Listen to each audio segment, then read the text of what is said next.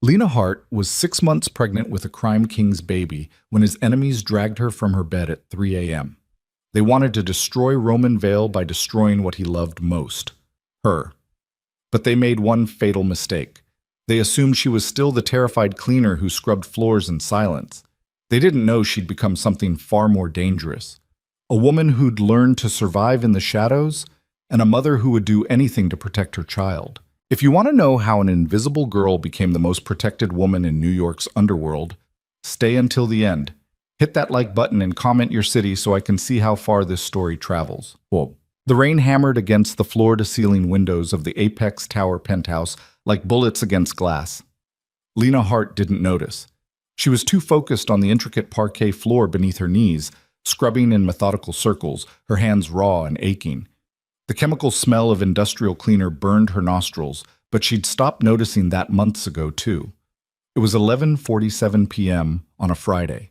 Most people her age were out dancing, drinking, living. Lena was on her third building of the night, wearing a gray uniform that hung loose on her thin frame, her dark hair pulled back in a messy bun that hadn't seen a mirror in 2 days. This was survival. Nothing more, nothing less. The banquet hall behind her was finally empty.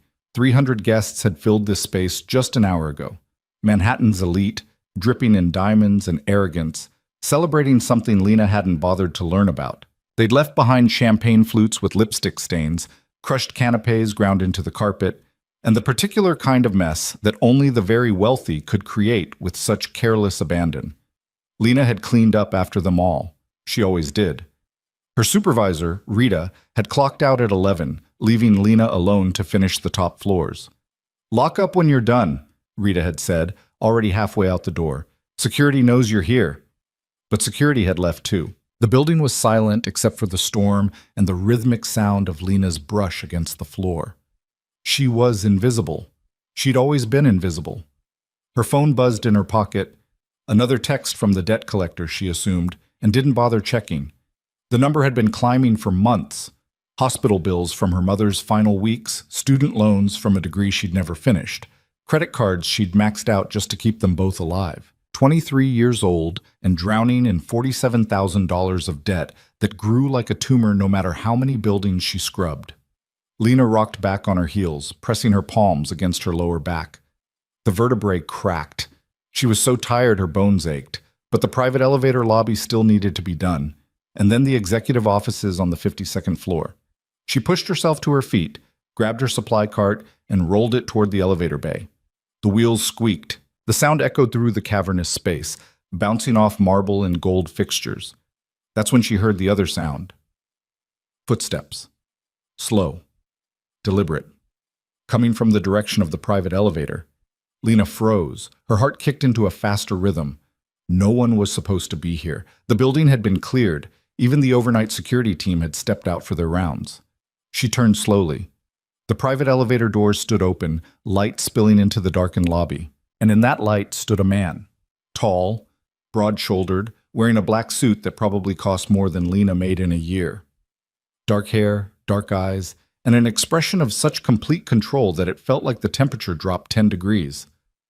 Roman Vale. Lena recognized him immediately, though she'd only ever seen him from a distance. Everyone in the building knew who he was, the man who owned not just this tower, but half of Manhattan's most exclusive real estate. Rumors swirled around him like smoke. Connections to organized crime, politicians in his pocket, a ruthlessness that made even powerful men nervous. He looked at her. Really looked at her. Lena's breath caught. In 5 months of cleaning this building, no one had ever truly seen her. She was furniture, background noise, part of the machinery that kept their world running. But Roman Vale's dark eyes tracked across her face like he was reading a book. "You're the night cleaner," he said.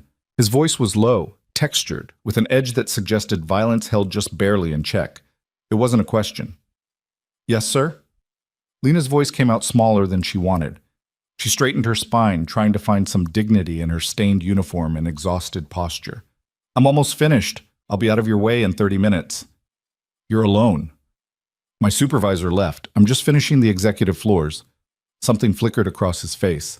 Not quite disapproval, but close. "It's midnight. You should have someone with you." I'm fine, Lena said, though her hands were shaking. She shoved them into her pockets. I do this every Friday. I know. Those two words sent ice down her spine. He knew. He'd noticed. This untouchable crime king had been aware of her existence. Roman walked toward her, his footsteps silent on the floor she'd just cleaned. He moved with the kind of grace that came from absolute confidence, or extensive training in violence. Lena suspected both. He stopped 3 feet away. Up close, he was even more intimidating. 6'3", maybe 6'4". Features that looked like they'd been carved from stone. A small scar above his left eyebrow, nearly invisible. What's your name? He asked. Lena. Lena Hart. How old are you, Lena Hart? 23. His jaw tightened almost imperceptibly. And you're here alone at midnight, scrubbing floors in a building you don't own, making minimum wage to pay off debts that aren't your fault. Lena's eyes widened. How do you... I know everyone who works in my buildings, Roman interrupted, his tone matter of fact. I know their names, their situations, their vulnerabilities. It's not kindness, it's strategy. Then you know I need this job, Lena said quietly. So if I've done something wrong, you haven't. He tilted his head slightly, studying her. I'm curious about something. When security harassed you last month, the guard who put his hand on your hip and suggested you could earn extra money, why didn't you report it? Lena's face flushed hot with shame and anger. She remembered that night vividly, the guard's breath smelling like cigarettes and coffee, his fingers digging into her hip through her uniform. Because who would believe me? He's been here 5 years. I've been here 5 months. I need this job more than I need justice. He was fired the next day, Roman said simply. Lena stared. You fired him? I don't tolerate that behavior in my buildings, but you're right about one thing. No one would have believed you if you'd reported it through official channels, so I handled it myself. The admission hung between them. Roman Vale, one of the most dangerous men in New York, had defended a cleaning woman he'd never spoken to. Why? Lena whispered. His expression didn't change. Because you deserve better than fear. Thunder cracked overhead, so loud the windows rattled.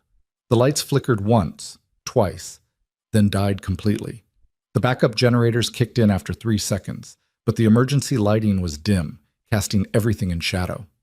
Roman's face was half dark, half illuminated, making him look like something from a nightmare, or a dark fairy tale.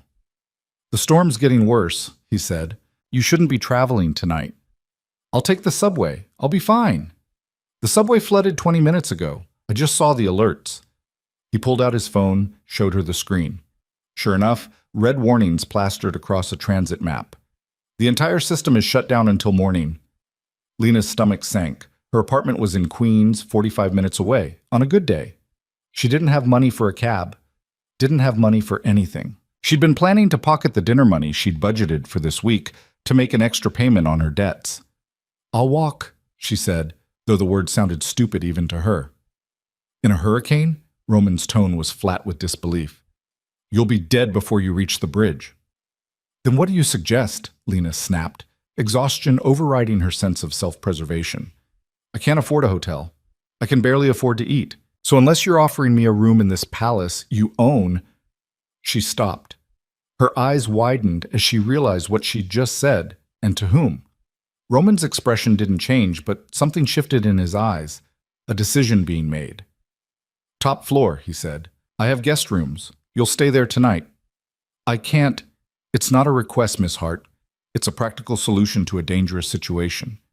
He stepped closer, and Lena felt the full force of his presence like a physical weight. You have 2 choices. Accept my hospitality for 1 night, or walk into a storm that will kill you. Choose.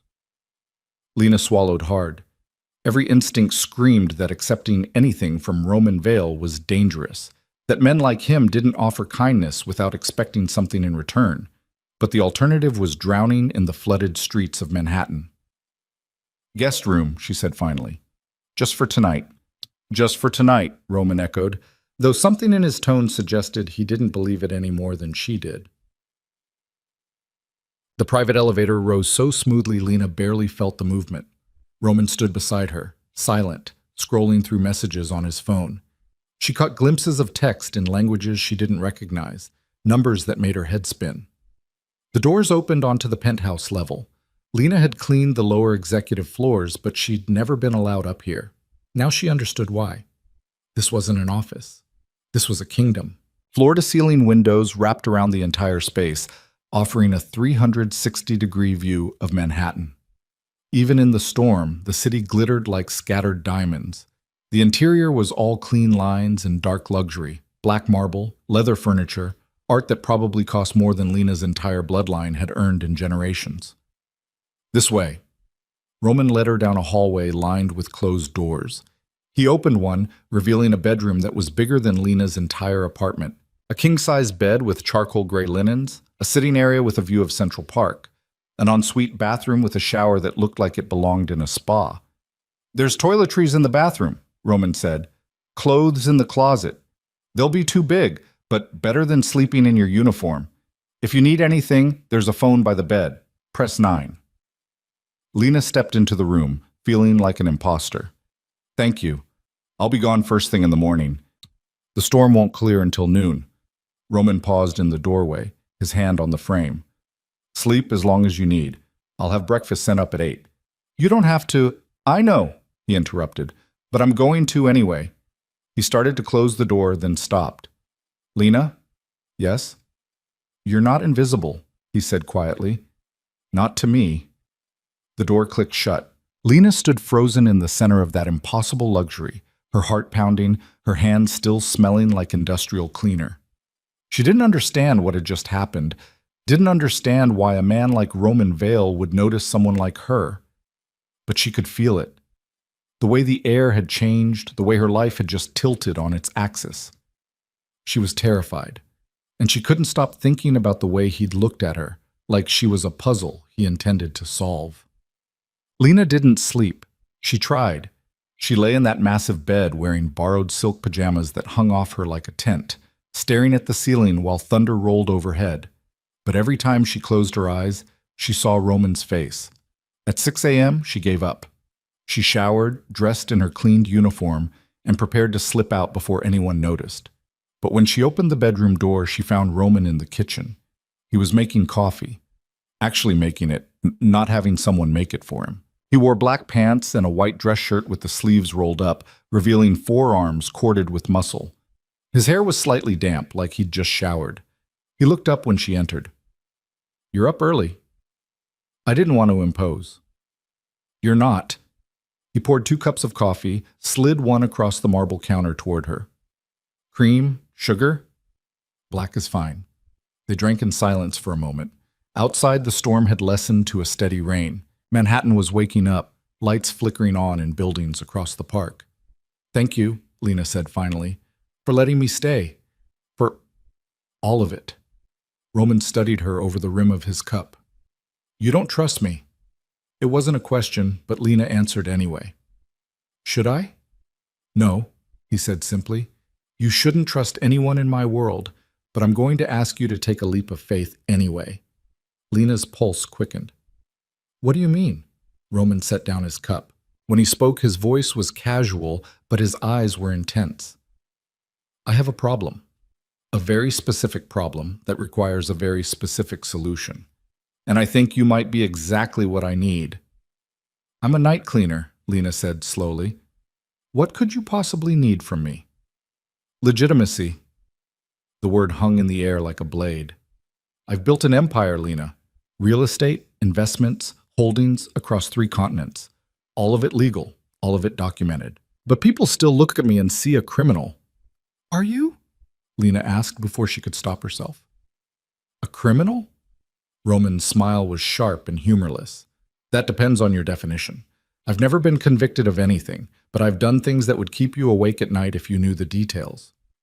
Honesty. Brutal, unfiltered honesty. Somehow that was more terrifying than a lie. "Why are you telling me this?" Lena whispered. "Because I need you to understand what you'd be walking into." Roman moved around the counter, closing the distance between them. Not threatening, but intense. "I need a public companion. Someone to attend events with me, be photographed at my side, humanize me in the eyes of the people who matter. 6 months, that's all I need. Lena's laugh was sharp with disbelief. You want me to be your, what, your girlfriend? Your escort? My companion, Roman corrected. Not my escort. This would be a business arrangement. Professional. You'd live here, attend events, play the role. In return, I'll pay off every cent of your debt, all $47,000. And at the end of 6 months, I'll give you $50,000 in cash to start whatever life you want. The number hit Lena like a physical blow, debt-free. $50,000, 6 months of pretending. This is insane, she breathed. Yes, Roman agreed. But it's also the best offer you're going to get. Why me? Lena demanded. You could have anyone. Models, actresses, women who actually know how to navigate your world. Why a broke cleaning woman? Because you're real, Roman said simply. Because when you stand next to me, people will see someone who chose to be there, not someone I bought. Because you have integrity written into your bones, and that's exactly the kind of story I need to tell. And what happens when people find out the truth? That it's all fake? It won't matter. By then, the narrative will be set. I'll be the crime king who fell for the innocent girl and reformed his ways. His expression was cynical. The public loves a redemption arc. Lena shook her head, backing toward the door. I can't. This is crazy. You're asking me to lie to everyone. I'm asking you to survive, Roman interrupted, his voice hard. Do you think your debt is going away? Do you think scrubbing floors is going to save you? You're drowning, Lena. I'm offering you a life raft. Well, what if I say no? Then you walk out that door and go back to your life. I won't stop you. I won't punish you. You'll never see me again. He paused. But you'll still be broke. You'll still be invisible. And in 5 years, you'll still be scrubbing someone else's floors while your debts compound and your life slips away. The words cut because they were true. Lena had been surviving for so long she'd forgotten what it meant to actually live. I need to think, she said. You have until Monday, Roman replied. After that, the offer expires. Bam. Lena spent the weekend in her tiny Queens apartment, staring at the water-stained ceiling, weighing impossible choices. On one side, safety, familiarity, slow drowning. On the other, danger, luxury, a man who could destroy her with a word. She researched Roman Vale obsessively. The articles painted contradictory pictures: philanthropist and predator, businessman and crime lord. Photos showed him at charity galas, cutting ribbons, shaking hands with senators. But there were other photos too, leaving police stations with high-powered lawyers, attending funerals of known mobsters, standing in the background of crime scenes like a ghost. Sunday night, Lena made her decision. Monday morning, she called the number Roman had given her. He answered on the first ring. Yes or no, Lena? She closed her eyes, stepped off the cliff. Yes. Smart girl, Roman said, and she could hear the satisfaction in his voice. A car will pick you up at 6. Pack everything you own. You're moving in tonight. The line went dead. Lena sat in her apartment, surrounded by a life that suddenly felt like it belonged to someone else. In 6 hours, she'd be living in a penthouse with a crime king. In 6 months, she'd be free. She just had to survive Roman Vale.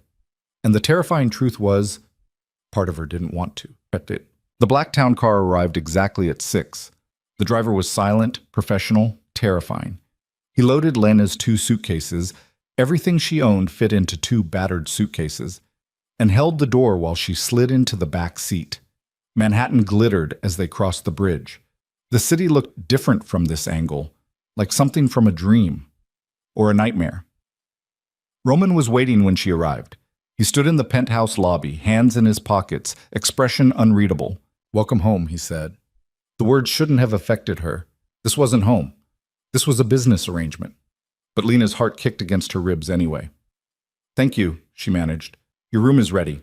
Tomorrow, we'll start your training. Training? Roman's smile was sharp. You can't attend a $100,000 gala wearing off-the-rack clothes and holding a fork like you're afraid it'll bite you. You need to learn how to move in my world.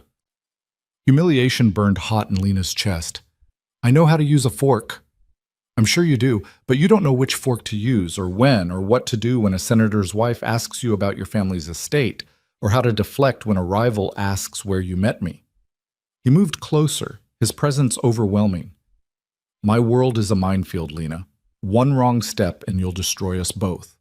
So yes, you need training. Fine, Lena bit out. When do we start? 6 a.m. tomorrow. Wear comfortable clothes. He turned toward the hallway. Your room is the second door on the left. Your clothes will be delivered in the morning. Get some sleep. You're going to need it. He disappeared into his office, leaving Lena alone in the massive space. She found her room, larger than her apartment, with a view of the city that made her breath catch. Her suitcases sat in the corner, pathetic and out of place against all this luxury. Lena unpacked slowly, hanging her few possessions in a closet that could have housed a department store. She felt like an imposter, a fraud, a girl playing dress-up in someone else's life. But when she looked in the mirror, she saw something else. Determination. Roman Vale thought he was hiring a companion, a prop to improve his image. But Lena Hart had spent her entire life being underestimated. She was going to survive this. And maybe, just maybe, she'd learn to thrive. Oh shit. Training began at exactly 6 a.m. Lena stumbled into the dining room to find a woman waiting, 50s, impeccably dressed, expression somewhere between drill sergeant and disappointed mother. Posture, the woman snapped before Lena had even sat down. You walk like you're trying to disappear. In Mr. Vale's world, that will get you eaten alive. Who are you? Lena asked. Victoria Chen. I've been training Roman's associates for 15 years. You have 6 weeks to become someone who can stand beside him without embarrassing either of you. Sit. Lena sat. Victoria circled her like a shark. Shoulders back, chin up. You take up space or you become space. Choose. The next 6 hours were brutal. Posture training, etiquette lessons, conversational tactics. Victoria was relentless, correcting every gesture, every word, every breath. You're too honest, Victoria said at one point. When someone asks you a question you don't want to answer, you panic. Learn to deflect. Learn to lie with a smile. I don't want to be a liar, Lena protested. Victoria's laugh was harsh. Sweetheart, you signed up to be Roman Vale's fake girlfriend. You're already a liar. The only question is whether you'll be a good one. By noon, Lena's head was pounding. By 3, she wanted to quit. By 6, when Victoria finally left, Lena collapsed on the couch and seriously considered running. Roman found her there an hour later. Survived day 1, he observed, sitting in the chair across from her. Barely. Victoria's hard on everyone. It means she thinks you can handle it. Lena looked at him through exhausted eyes. Why are you doing this? Really? There has to be an easier way to improve your reputation. Roman was quiet for a long moment. When he spoke, his voice was lower, more honest than she'd heard before. 3 months ago, a business deal fell through. A major acquisition that would have legitimized half my holdings. It failed because the other party's wife saw a photo of me at a funeral for a man who'd been killed in a gang war. She convinced her husband I was too dangerous to work with. He leaned forward, elbows on his knees. I've built everything I have through intelligence and ruthlessness. But there's a ceiling for men like me. The public will tolerate us, but they won't embrace us. Not without proof that we're capable of something beyond violence. And I'm that proof, Lena said quietly. Yes. Roman's dark eyes held hers. You're the evidence that Roman Vale can care about something other than power, that he can protect someone without consuming them, that he's capable of redemption. The word hung heavy between them. What if I can't do this? Lena whispered. What if I fail? You won't. Roman's certainty was absolute. You've been surviving impossible situations your entire life. This is just another one. He stood, headed toward his office, then paused. Lena, the difference between surviving and living is choosing to fight instead of just endure. You've spent your whole life enduring. Maybe it's time to fight. The office door closed. Lena sat in the silence, feeling the truth of his words settle into her bones. Maybe he was right. Maybe it was time to stop being invisible. The weeks blurred together in a haze of training, preparation, transformation. Victoria drilled her relentlessly on etiquette, conversation, the subtle art of reading a room. A stylist named Marcus overhauled her entire wardrobe, replacing her thrift store clothes with designer pieces that made her look like someone else entirely. A voice coach smoothed out her queen's accent, taught her to modulate her tone for different social situations. Lena absorbed it all like a sponge, determined to prove she could handle Roman's world. But the hardest part wasn't the training. It was Roman himself. He was there every evening, asking about her progress, challenging her on what she'd learned. Their conversations started as debriefings and evolved into something else. Genuine exchanges, moments where the masks slipped. "Tell me something real," Roman said one night, 3 weeks into her training. They were sitting on the penthouse terrace, the city spread below them like scattered stars. "What do you mean?" "Everything in my world is performance, strategy. I want to know something true about you that has nothing to do with this arrangement." Lena considered deflecting, but something in his expression stopped her. "I wanted to be a teacher," she admitted. "Elementary school. I loved working with kids, seeing them learn, but my mom got sick my sophomore year of college, and I had to drop out to take care of her. By the time she died, I was so far in debt I couldn't go back." Roman was quiet for a long moment. "I'm sorry." "Don't be. It was my choice." Lena looked out at the city. "She was all I had. I don't regret the time with her. I just regret that her death trapped me." "Debt isn't a trap," Roman said. "It's a tool. The people who hold your debt use it to control you. But once you understand that, you can turn it into a weapon." "How?" His smile was sharp. "By refusing to let it define you. By taking what they think is leverage and transforming it into motivation. Your debt made you desperate. Desperation made you brave enough to accept my offer. In 6 months, you'll be free. That's not a trap. That's strategy." Lena looked at him. Really looked. Roman Vale was a mystery wrapped in violence and control. But beneath it, she saw something else. Loneliness. A man so powerful that everyone around him was either afraid or calculating their angle. "Can I ask you something?" she said. "Always. Do you have anyone? Family, friends, people you actually trust?" Roman's expression didn't change, but something flickered in his eyes. "I had a brother, Marcus. He died when I was 17. I'm sorry." "Don't be. He was killed because I was careless, because I thought loyalty mattered more than caution. I learned from that mistake." Roman's voice was flat, emotionless. "I don't have friends, Lena. I have allies and enemies. Family is a liability in my world." "That sounds lonely." "Loneliness is safer than betrayal." The words sat between them, heavy with truth. Lena wanted to argue, to tell him that wasn't how life had to be, but she'd seen enough of his world to know he was probably right. "Your turn," Lena said. "Tell me something real." Roman looked at her for a long moment, and she saw him make a decision. "I'm afraid this won't work. That despite all the training, all the preparation, people will see through you, through us. And when they do, it won't just destroy my reputation. It'll put you in danger." "Danger from who?" "Everyone." Roman's tone was grim. "My enemies will see you as leverage. My allies will see you as weakness. The moment you step into the public as my companion, you become a target." Fear prickled down Lena's spine. "Then why go through with it?" "Because the alternative is worse. Because I'm tired of being the monster in everyone's story. Because..." He stopped, jaw tightening. "Because when I saw you scrubbing floors alone at midnight, I saw someone who deserved better. And I have the power to give it to you." It wasn't a declaration of love. It wasn't even kindness. It was something more complicated. A crime king's version of redemption. "I'm not afraid," Lena said, surprising herself with the truth. "I should be, but I'm not." Roman's eyes darkened. "You should be. Fear keeps you alive in my world." "Then I'll learn." Lena met his gaze steadily. "You hired me to be brave enough to stand beside you, so teach me how to survive the consequences." Something shifted in Roman's expression.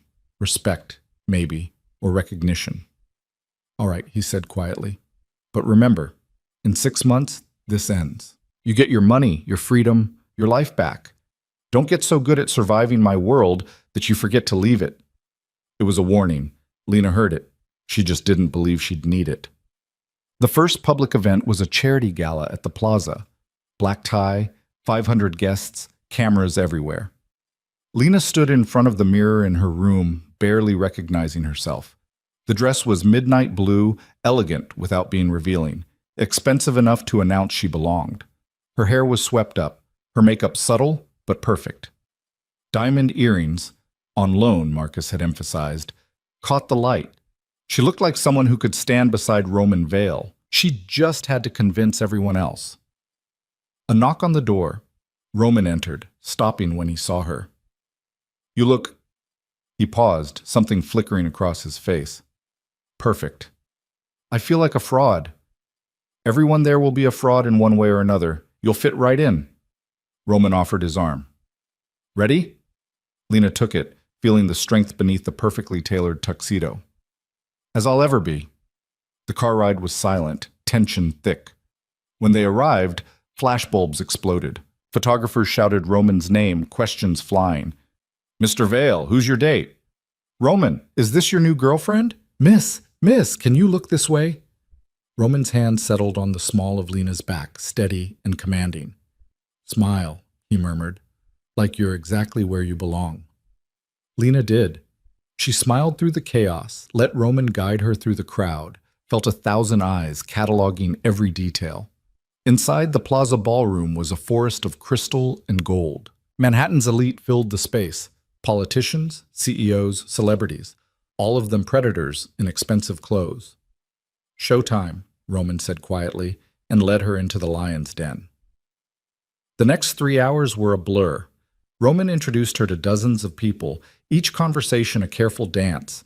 Lena remembered Victoria's training, deflecting personal questions, turning the conversation back to the other person, smiling until her cheeks ached. "Where did you two meet?" a senator's wife asked, her smile sharp with curiosity.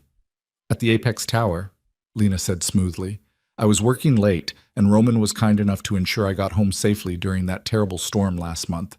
We've been inseparable since." It was close enough to the truth to feel almost honest. Roman's hand tightened slightly on her waist. Approval. But not everyone was charmed. A woman in red approached as they stood by the bar. Beautiful, predatory, with eyes that calculated angles. "Roman," she purred, "it's been too long." "Natasha." Roman's tone was neutral, but Lena felt him tense. "Aren't you going to introduce me to your companion?" Natasha's gaze raked over Lena, dismissive and sharp. "Lena Hart, Natasha Volkov." Roman's voice held a warning. "Lena, Natasha is an old business associate." "Charmed," Natasha said, her tone suggesting the opposite. She turned back to Roman. "I heard you were seeing someone new. I have to admit I'm surprised. She's very wholesome." The insult was wrapped in silk, but it cut just the same. Lena felt heat rise in her cheeks, humiliation prickling. But then she remembered Victoria's lessons. You take up space, or you become space. "Thank you," Lena said, her smile bright and genuine. "I take that as a compliment. Roman deserves someone who sees him as more than a business opportunity." The barb landed. Natasha's smile froze. Roman's hand moved to Lena's hip, possessive and approving. "Excuse us, Natasha. I promised Lena a dance." He swept her onto the dance floor before Natasha could respond. "Well done," Roman murmured as they began to move. "Natasha's a viper. She was trying to rattle you." "I noticed." Lena followed his lead, grateful for the waltz lessons Victoria had drilled into her. "Old flame? Old mistake." Roman's expression was unreadable. "She wanted access to my world. When I wouldn't give it to her, she tried to destroy me. Failed, obviously. Should I be worried? Always, but not about Natasha. She's ambitious, not stupid. She knows better than to move against me directly." His eyes searched hers. "You handled that perfectly, better than I expected." "I've been underestimated my whole life," Lena said. "I know how to use it." Roman's smile was genuine, and it transformed his face. For a moment, he didn't look like a crime king. He looked like a man who'd found something unexpected. "We're going to pull this off," he said quietly. "I know," Lena replied, and realized she believed it. The music swelled, the crowd watched, and somewhere between the performance and the truth, something shifted between them. something dangerous, something that felt almost like the beginning of something real. But the night wasn't over, and the first real test was about to begin. The man who approached them on the dance floor wore a smile that didn't reach his eyes. Expensive suit, silver hair, the kind of confidence that came from decades of wielding power without consequence. "Roman," he said, his voice smooth as oil, "I didn't expect to see you here tonight." Roman's body went rigid beneath Lena's hands. She felt it, the shift from calm to controlled violence in a heartbeat, but his expression remained neutral. "Senator Graves," Roman replied. "I could say the same. I thought you were in Washington this week. Change of plans." The senator's gaze slid to Lena, assessing and dismissive in equal measure. "And who might this lovely creature be?" The word creature landed like a slap. Lena kept her smile fixed, but her fingers tightened on Roman's shoulder. "Lena Hart," Roman said, his tone carrying an edge of warning. "Lena, Senator William Graves. He sits on several committees that regulate real estate development in the city." Translation: this man has power over Roman's legitimate business interests. "Charmed," Graves said, taking Lena's hand and kissing it with exaggerated chivalry. His lips were cold and wet. "Tell me, Miss Hart, how does a girl like you end up with a man like Roman Vale?" "A girl like me?" Lena asked, her voice sweet poison. "Well, you're clearly not from his usual circles." Graves smiled. "No judgment, of course. Roman's always had interesting taste in companions." The implication was clear. Lena was a paid escort, a bought woman, a transaction. Roman's jaw tightened. "Senator?" "Actually," Lena interrupted, her voice carrying across the nearby couples, "I think you've misunderstood. Roman and I met because I refuse to be intimidated by powerful men who mistake cruelty for strength. It's a quality we both value. The ability to stand up to bullies, regardless of how much influence they think they have." The surrounding dancers slowed, attention shifting toward them. Graves' smile froze. "I'm not sure I appreciate your tone." "And I'm not sure I appreciate being insulted at a charity event," Lena replied, her eyes bright with challenge. "But here we are." Roman's hand moved to Lena's waist, gentle but firm. "I think we're done here, Senator. Enjoy your evening." He guided Lena away before Graves could respond, moving through the crowd with practiced ease. But Lena could feel the tension radiating off him in waves. They reached a quieter corner of the ballroom, near the floor-to-ceiling windows overlooking Central Park. "That was reckless," Roman said quietly. "He insulted me. Insulted us. He's a United States Senator with the power to destroy half my development projects with a single phone call." Roman's eyes were dark, unreadable. "You can't just—" "What? Defend myself? Defend you?" Lena's voice rose slightly. "I thought that was the point of this arrangement. To show people you're not just a monster to be feared. There's a difference between humanizing me and making enemies we can't afford." "Then maybe you should have hired someone who knows how to grovel," Lena shot back. "Because I don't." They stared at each other, the air between them electric with tension, and something else. Something that felt dangerous and alive. Roman's expression shifted, anger giving way to something almost like admiration. "You're right," he said finally. "Graves was out of line, and you handled it perfectly." Lena blinked, surprised. "I thought you said it was reckless." "It was, but it was also brave and honest, and exactly the kind of thing that will make people believe we're real." He stepped closer, his voice dropping. "Just next time, warn me before you declare war on a senator. Next time, don't let senators treat me like a prostitute you bought for the evening." Roman's eyes flashed. "I would never." "I know," Lena said, softer now. "But he did. And if we're going to make this work, people need to see that you won't tolerate disrespect toward me. Otherwise, I'm just another pretty accessory." "You were never that." Roman's hand came up, almost touching her face before he caught himself and dropped it. "Come on. We've made enough of a scene for one night. Let's get out of here." They left through a side entrance, avoiding the main press of photographers. The car was waiting, sleek and black and anonymous. Inside, the silence was heavy.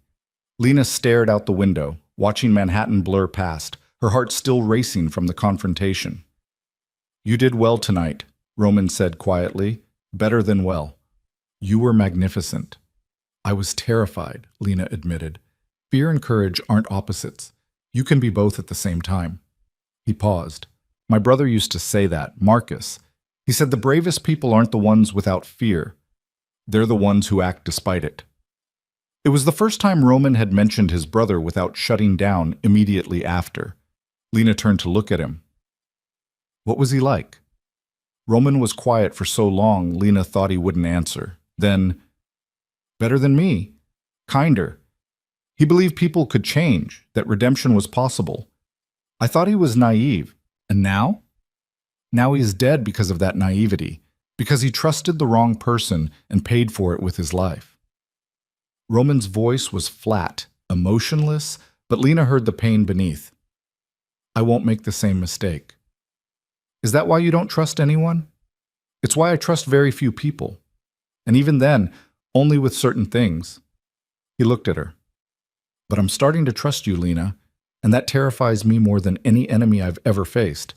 The confession hung between them, raw and honest. Lena didn't know what to say.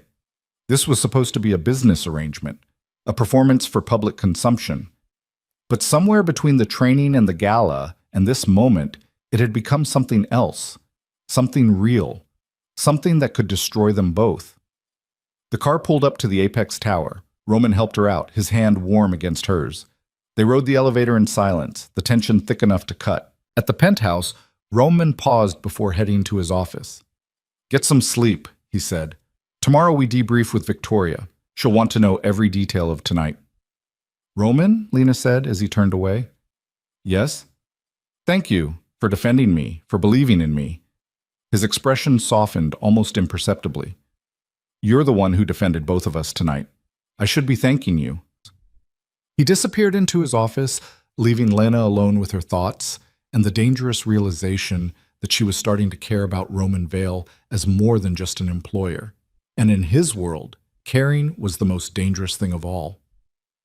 The next morning, Victoria's debriefing was brutal. She made Lena recount every conversation, every gesture, every micro-expression. When Lena told her about the confrontation with Senator Graves, Victoria actually smiled. Good, she said. You showed backbone. People respect that. But Roman's right. You need to choose your battles carefully. Not every insult requires a public response. How am I supposed to know which ones do? You learn to read the room, to calculate whether the risk of confrontation outweighs the cost of silence. Victoria paced, her heels clicking against the marble. In Roman's world, reputation is currency. Every interaction either adds to your value or diminishes it. You need to understand when to fight and when to smile and plot your revenge quietly. That sounds exhausting. It is, but it's also power. Victoria stopped, looking at Lena with something almost like respect. You're learning faster than I expected. Most people in your position would have crumbled under Graves' attack. You didn't. That's valuable. Over the next 3 weeks, Lena attended 6 more events with Roman. Gallery openings, business dinners, a fundraiser for a children's hospital. Each one reinforced the narrative. Roman Vale and his mysterious companion, the crime king, and the girl who'd captured his attention. The press ate it up. Tabloids speculated about Lena's background, spinning elaborate stories that had nothing to do with reality. Social media exploded with theories and commentary. They're calling you the Queen of Shadows, Marcus the stylist told her one afternoon, showing her his phone. People are obsessed with the idea of you taming the untamable Roman Vale. Lena scrolled through the comments, feeling strange and disconnected. These people didn't know her. They'd created a fantasy version of Lena Hart, projecting their own desires onto a relationship that was supposed to be fake. Except it was starting to feel less fake every day. Roman had begun spending more time with her outside of events. They'd have dinner together, talking about everything from politics to philosophy, to the books they'd both loved as children. He showed her parts of himself he kept hidden from everyone else. The man who'd built an empire from nothing, the boy who'd lost his brother and learned to survive alone. And Lena found herself sharing things she'd never told anyone. About her mother's slow death, the guilt she carried for not being able to save her, the dreams she'd buried under the weight of survival. You still could, Roman said one night as they sat on the terrace, the city glittering below. Become a teacher. After this is over, you'll have the money to go back to school. Maybe, Lena said, though the idea felt distant now, like a life that belonged to someone else. What about you? What will you do when this arrangement ends? Roman was quiet for a long moment. Find someone else, I suppose. Someone to fill the role you've been playing. The words shouldn't have hurt. This was always temporary. But Lena felt them like a knife between her ribs. Right, she said softly. Of course. Roman looked at her, his expression unreadable. Lena! Whatever he was going to say was cut off by his phone buzzing.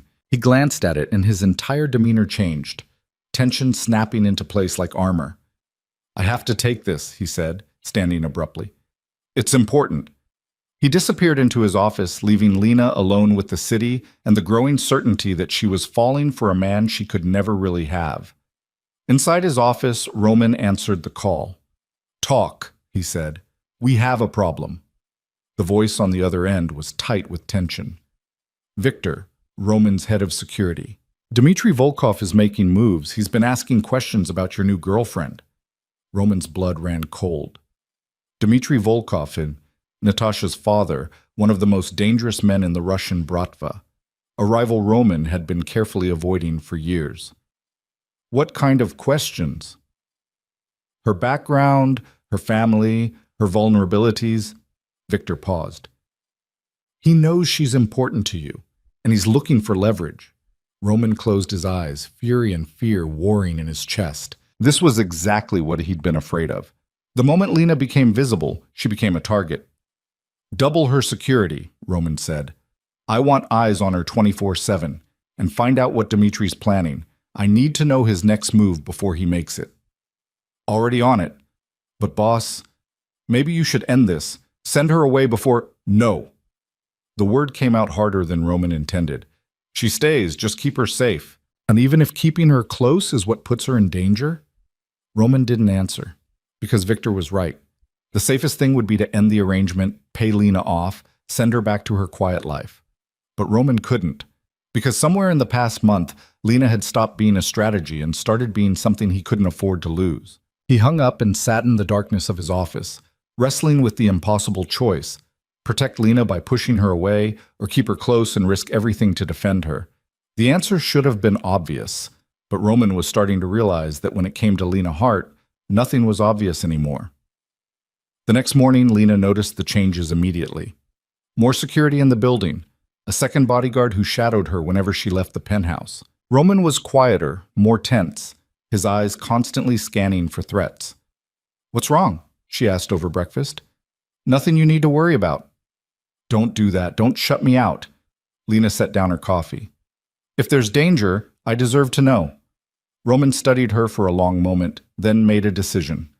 There's a man named Dmitry Volkov. He's a rival, someone I've managed to avoid direct conflict with for years. He's become interested in you. Interested how? The dangerous kind. He sees you as leverage against me. As long as you're by my side, you're a target. Roman's voice was steady, but Lena heard the tension beneath. I've increased your security. You'll be safe. For how long? 6 months? A year? What happens when this arrangement ends and I don't have your protection anymore? You'll be gone. Out of the city. Out of his reach. I'll make sure of it. So I'm just supposed to spend the rest of my life looking over my shoulder? Lena's voice rose. That's not freedom, Roman. That's another kind of prison. It's better than the alternative. Roman stood, pacing. You don't understand what these people are capable of. Dmitry doesn't make threats. He acts. If he decides you're worth taking, he'll do it without hesitation. Fear prickled down Lena's spine, but she forced herself to stay calm. Then we make sure he doesn't see me as worth taking. We double down on the narrative that I'm just a temporary companion, someone you'll discard when you get bored. No. Roman's voice was flat, absolute. That makes you vulnerable in a different way. If people think you're disposable, they'll have no reason not to hurt you. Then what do you suggest? Roman turned to face her, his expression torn between protection and possession. I suggest you trust me to handle this. Stay close, stay alert, and let my people keep you safe. Your people aren't the only ones who can protect me, Lena said quietly. Teach me. Teach me how to survive in your world without you. Why? Because in 4 months this ends, and I need to be able to stand on my own when it does. The truth of her words hung heavy between them. This was always temporary. No matter how real it was starting to feel, they both knew how it ended. Roman crossed the room, stopping inches from her.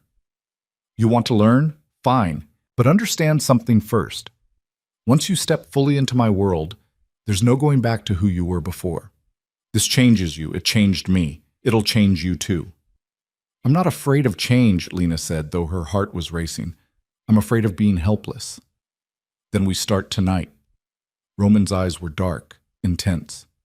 No more pretending at Gallus. I'm going to show you the real foundation of my empire, the part that never makes it into business journals. Why? Because if you're going to be targeted anyway, you might as well understand exactly what you're caught up in.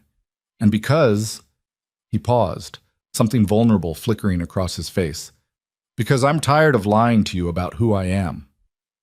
That night, Roman took Lena to a place she'd never been, the underground of his empire.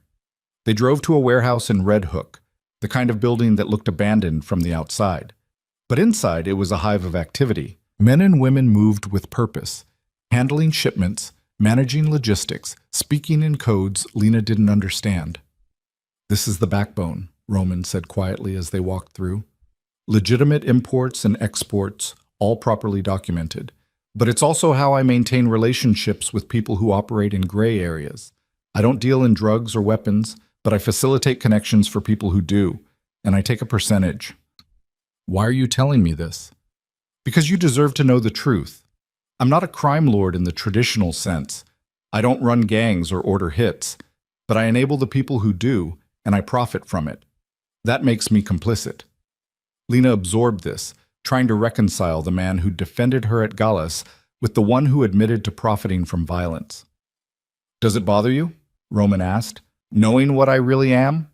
Lena considered lying, considered the easy answer. But she'd asked for truth, and she owed him the same. It should, she admitted, but I grew up around people who were desperate enough to do terrible things to survive. I don't judge them for it. I'm not sure I can judge you either. Roman's expression shifted. Surprise, relief, something darker. You're too understanding. It's dangerous.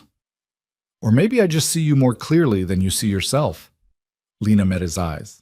You talk about your brother like his belief in redemption was a weakness, but here you are, trying to legitimize your empire, trying to be more than what people assume you are. That's his influence. That's redemption. Redemption doesn't change what I've done. No, but it changes what you do next. They stood in that warehouse surrounded by the machinery of Roman's empire, and something fundamental shifted between them. This wasn't performance anymore. This was two people seeing each other fully, darkness and light, and choosing not to look away. Roman reached out, his hand cupping Lena's face with surprising gentleness. You shouldn't care about me, he said quietly. This was supposed to be business. I know, Lena whispered, but I'm not very good at following rules. Neither am I. He kissed her. It wasn't gentle. It was possession and need, and all the things they'd been denying for weeks crashing together. Lena kissed him back, her hands fisting in his shirt, pulling him closer. When they finally broke apart, both breathing hard, Roman rested his forehead against hers. This complicates everything, he said. I know. We should stop. Go back to the arrangement. Keep it professional. We should, Lena agreed. Neither of them moved. Lena, Roman said, his voice rough. If we do this, if we make this real, there's no going back. You'll be mine, and I'll be yours, and that makes you a permanent target. Every enemy I have will come after you to get to me. Then we make sure they fail. Lena's voice was steady, certain. I'm not running, Roman. Not from you, not from your world, not from whatever comes next. Roman searched her eyes, looking for doubt, for hesitation. He found none. You're sure? Yes. He kissed her again, softer this time, like a promise, like a claim, like the beginning of something that would either save them both or destroy them completely. They left the warehouse hand in hand, crossing a line they could never uncross. And neither of them noticed the car parked across the street, the telephoto lens capturing every moment. By morning, the photos would be on Dmitry Volkov's desk, and the real war would begin. The next week passed in a blur of heightened security and stolen moments. Roman and Lena stopped pretending the attraction between them was fake. In public, they were the perfect couple. Attentive, affectionate, believable. In private, they were something more complicated, but two people navigating the dangerous waters between want and wisdom. But the peace didn't last. Roman was in a meeting when Victor burst in, his face tight with tension. "We have a situation," he said, sliding a folder across the conference table. Roman opened it. Inside were photos. Him and Lena at the warehouse, kissing, touching, looking at each other with unmistakable intimacy. "Where did you get these?" Roman's voice was deadly quiet. "They were delivered to 3 major tabloids this morning. Someone's trying to prove your relationship is real, which means someone wants to use her against you." Victor's jaw was tight. "Dmitri?" "Probably, but it could be anyone." Roman's mind raced through possibilities, threats, countermoves. Have the tabloids published them? "Not yet. They're waiting to verify the story, but it's only a matter of time." Roman closed the folder, his expression cold and controlled. But inside, fury burned. Someone had violated Lena's privacy, turned their private moment into ammunition. "Double her security again," Roman said, "and find out who took these photos. I want a name by tonight." "Already working on it. But, boss..." Victor hesitated. "Maybe it's time to consider moving her. Getting her out of the city until this blows over. No, she stays where I can protect her. With respect, keeping her close is what's putting her in danger." Roman's fist slammed down on the table. "She stays." Victor nodded, recognizing when to stop pushing. He left, closing the door quietly behind him. Roman sat alone in the conference room, staring at the photos. Lena's face in that moment, open, trusting, happy. He'd given her that. And now someone was trying to weaponize it. He pulled out his phone and made a call. "It's me," he said when the line connected. "I need information on Dmitry Volkov's current operations. Everything. I don't care what it costs." He would protect Lena, whatever it took, even if it meant starting a war. At the penthouse, Lena was oblivious to the storm gathering. She was reviewing notes for an upcoming charity event when Roman arrived home earlier than expected. One look at his face told her something was wrong. "What happened?" Roman handed her the folder without a word. Lena opened it, her face going pale as she saw the photos. "How did they get these?" "Someone followed us. Someone who wants to prove you matter to me." Roman's voice was tight with controlled fury. "The photos haven't been published yet, but they will be." "Maybe that's good," Lena said slowly. "If people think we're really together, it strengthens the narrative. It also makes you a confirmed target. Before, there was plausible deniability. Now there's proof that I care about you. That changes everything."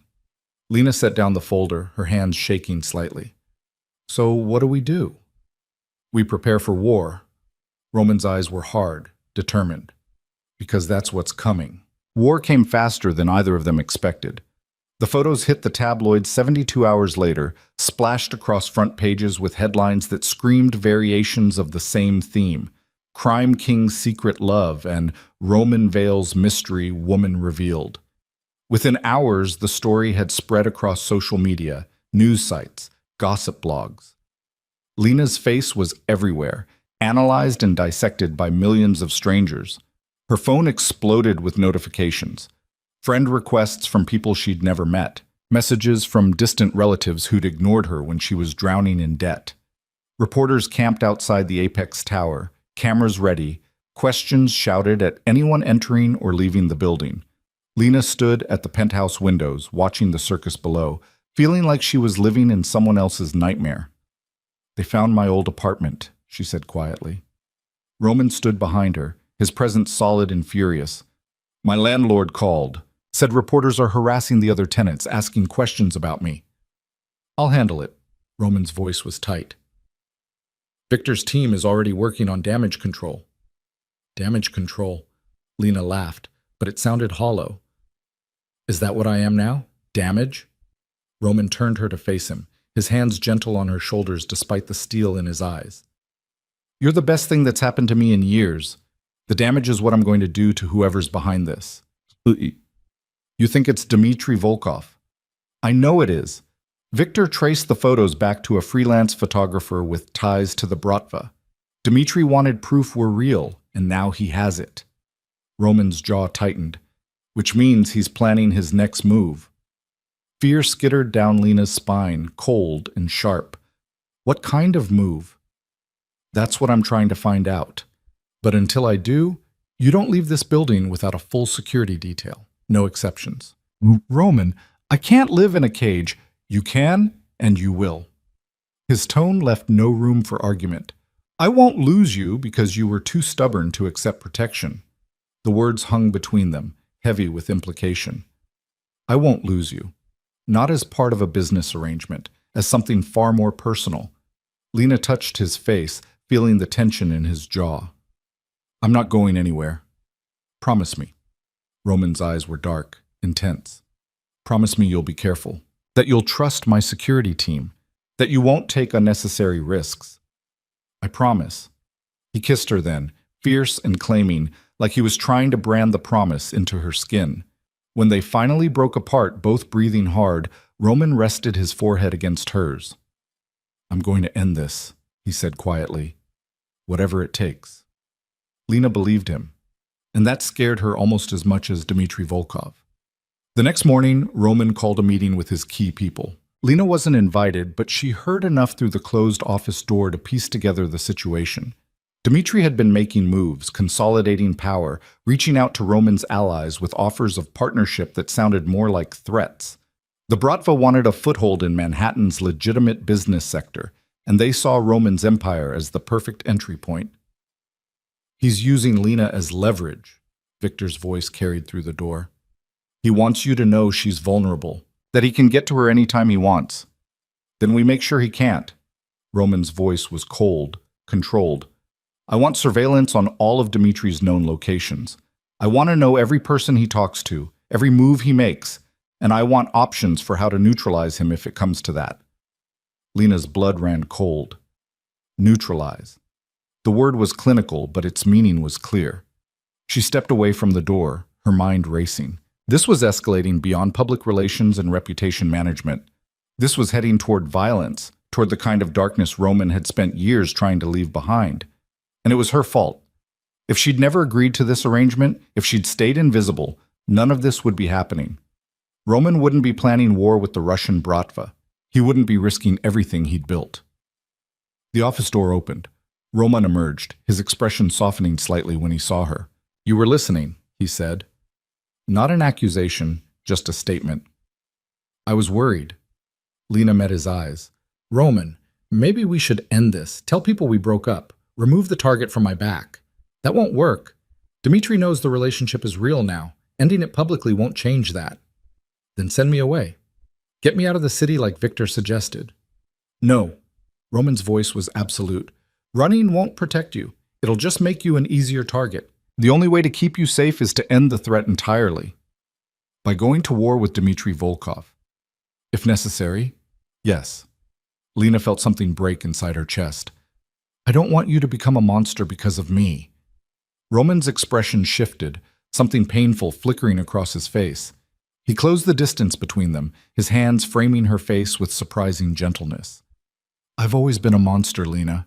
I've just been very good at hiding it beneath expensive suits and charitable donations. But the truth is, I built this empire on fear and violence and calculated cruelty. Meeting you didn't change that. It just gave me something worth protecting beyond my own power. That's not true. You're more than... Don't. Roman's thumb brushed across her lips, silencing her. Don't make me into something I'm not. I care about you. More than I should. More than is safe for either of us. But caring about you doesn't erase what I am. It just means I'll be a monster with a purpose. The words should have terrified her. Instead, Lena felt something else entirely. A fierce, protective certainty that she'd stand beside this man no matter what darkness came. Then I'll be a monster too, she said quietly. Whatever it takes to survive this. Roman's eyes darkened. You don't know what you're saying. Yes, I do. You taught me to fight instead of just endure. So that's what I'm going to do. Something shifted in Roman's expression. Pride and fear and possession all tangled together. You're going to destroy me, he said, almost to himself. Or save you, Lena replied. We'll find out which. Before Roman could respond, his phone buzzed. He glanced at it, and his entire demeanor changed, tension snapping into place like armor. What is it? Lena asked. Dmitri wants a meeting. Roman's voice was flat. Tomorrow night, neutral territory. He says it's time we discussed our mutual interests. It's a trap. Probably, but I can't ignore it. Refusing would be seen as weakness, and weakness invites attack. Then I'm coming with you. Absolutely not. Roman, if this is about me, I should be there. Besides, bringing me sends a message that you're not afraid of him, that I'm not some helpless pawn he can threaten. Roman stared at her for a long moment, clearly wrestling with the urge to lock her in the penthouse and handle this alone. You stay beside me the entire time, he said finally. You don't speak unless spoken to. And if anything goes wrong, you do exactly what Victor tells you. No arguments, no hesitation. Agreed? Agreed. The next evening, Lena dressed carefully. Nothing too flashy. Nothing that screamed wealth or vulnerability. Simple black dress, minimal jewelry, her hair pulled back in a sleek ponytail. She looked at herself in the mirror and barely recognized the woman staring back. Someone harder, more contained, ready for battle. Roman was waiting in the living room, flanked by Victor and two other security personnel Lena didn't know by name. He wore a dark suit that made him look every inch the crime king, dangerous and controlled. Last chance to change your mind, he said as she approached. Not a chance. They took two cars. Roman and Lena in the first, surrounded by bulletproof glass and Victor's steady presence. The security team followed in the second vehicle, close enough to respond to any threat. The meeting location was a private room in an upscale restaurant in Tribeca. Neutral territory, as promised, but Lena could feel the tension radiating off Roman as they entered. This was enemy ground, no matter how civilized it appeared. Dmitri Volkov was already there, seated at the head of a long table, like a king holding court. He was older than Lena expected, late 50s with silver hair and eyes like chips of ice. Beside him sat Natasha, her expression smug and predatory. Roman, Dmitri said, his accent thick with Eastern European inflections. So good of you to accept my invitation, and you brought your lovely companion. How trusting. Dmitri. Roman's voice was neutral, giving nothing away. You said we had mutual interest to discuss. I'm listening. Direct. I appreciate that. Dmitri gestured to the chairs across from him. Please sit. Let's be civilized about this.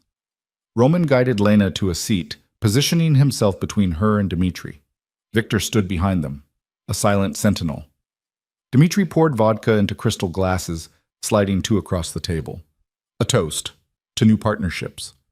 We're not partners, Roman said flatly. Not yet. But we could be. Dmitri leaned back, studying Roman with predatory interest. You've built an impressive empire, Roman. Real estate, investments, legitimate holdings. But you're limited by your reputation. People still see you as a criminal, no matter how many charity galas you attend. Is there a point to this? The point is, I can help you. The Bratva has connections you can't access on your own. Politicians, judges, business leaders across Europe and Asia partner with me and doors will open that have been closed to you for years. And in return, 20% of your Manhattan holdings, access to your distribution networks. And Dmitri's gaze slid to Lena, cold and assessing. A demonstration of loyalty. A gesture that proves you're serious about this partnership. Lena's blood ran cold. She knew what he was asking without him saying it explicitly. Roman's hand found hers under the table, squeezing hard. Lena is not part of any negotiation. Everything is negotiable. Dmitri's smile was sharp.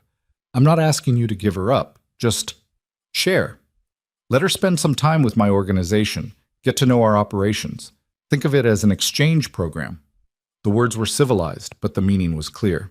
Dmitri wanted to take Lena, use her as leverage, prove that Roman could be controlled through his attachments. That's not happening, Roman said, his voice deadly quiet. Then we have nothing to discuss. Dmitri's expression hardened. You came here hoping to negotiate a peaceful resolution. But peace requires compromise, Roman. You can't have everything you want and expect everyone else to simply accept it. I don't expect anything.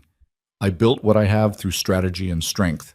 If you want a piece of it, you'll have to take it by force, and I promise you, that won't end well for anyone." Natasha laughed, the sound sharp and mocking. "So brave, so protective. It's almost sweet, watching you play the hero for your little cleaning girl."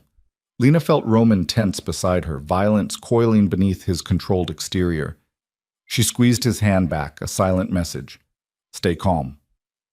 "My relationship with Lena is none of your concern," Roman said. "It became our concern when you made it public," Dmitri replied. "When you turned a business arrangement into something real. Love makes men weak, Roman. It gives them vulnerabilities that can be exploited." "Or it gives them something worth fighting for," Lena said quietly. The room went silent. All eyes turned to her. Dmitri's expression shifted, something like interest flickering across his face. "The girl speaks. Tell me, Miss Hart, do you understand what you've gotten yourself into?" "Yes," Lena said, keeping her voice steady despite the fear hammering in her chest. "I understand that you see me as a weakness to exploit, that you think threatening me will force Roman to do what you want. But you're wrong. I'm not his weakness. I'm his reason to show you exactly what he's capable of." Dmitri studied her for a long moment, then laughed, a genuine sound that somehow made him more terrifying.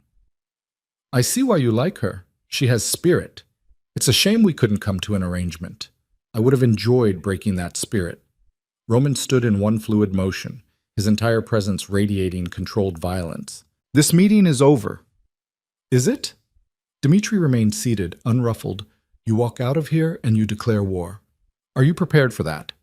Are you ready to watch everything you've built burn because you couldn't compromise?" "I've rebuilt from ashes before," Roman said coldly. "Have you?" The threat hung in the air, sharp and unmistakable. Dmitri's smile faded. "You'll regret this choice." "Probably, but I'll regret compromising with you more." Roman took Lena's hand, helping her to her feet. They walked toward the exit, Victor and the security team forming a protective barrier around them. "Roman," Dmitri called out just before they reached the door, "when I take something from you, and I will, remember that I gave you a chance to avoid this." Roman didn't respond. He simply kept walking, guiding Lena out of the restaurant and into the waiting car. The ride back to the Apex Tower was silent, tension thick enough to choke on. Lena could feel Roman's fury radiating off him in waves, controlled but barely contained. When they finally reached the penthouse, Roman paced like a caged predator, his hands clenched into fists.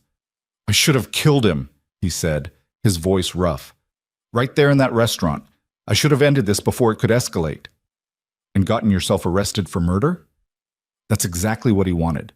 For you to lose control, make a mistake. "Then what do you suggest?" Roman spun to face her. "Because doing nothing isn't an option. Dmitri made his intentions clear. He's coming after you to hurt me." Lena's mind raced, trying to find a solution that didn't end in blood and destruction. "What if we give him what he wants?" "I'm not giving you to him." "Not me." The appearance of cooperation. We let him think he's winning, that his pressure is working. Meanwhile, we gather information, find his vulnerabilities, and strike when he's not expecting it. Roman stared at her, surprise and something like admiration flickering across his face. "You're suggesting we play a long game, make him overconfident." "Exactly. You said it yourself. Fear and violence built your empire. But strategy is what sustains it. So let's be strategic." "That requires risk. Dmitri would have to believe he's gaining ground, which means giving him small victories." "I don't know if I can do that without it destroying me." Lena crossed the room, taking Roman's face in her hands. "Then we do it together. You taught me how to survive your world. Now let me help you navigate it." Roman closed his eyes, leaning into her touch. "I never wanted you to have to be this person. Strategic, calculating, willing to play these games. I never wanted to scrub floors for minimum wage while my mother died of cancer. But we don't always get to choose who we become. We just choose whether to survive it." Roman pulled her close, his arms wrapping around her like she was the only solid thing in a world spinning out of control. "I love you," he said, the words rough and unpracticed. "I didn't mean to. This was supposed to be business. But somewhere between the performance and the reality, I fell in love with you." Lena's heart stuttered, emotion flooding through her so intensely it hurt. I love you too, which is why we're going to survive this, together. They stood there in the darkness of the penthouse, holding on to each other while war gathered on the horizon. The next 2 weeks were a careful dance of strategy and survival. Roman made small concessions to Dmitri, allowing Bratva representatives access to one of his smaller real estate portfolios, agreeing to a joint venture on a development project in Brooklyn. Each compromise was calculated, designed to make Dmitri believe he was gaining influence while actually revealing his operation's structure and vulnerabilities.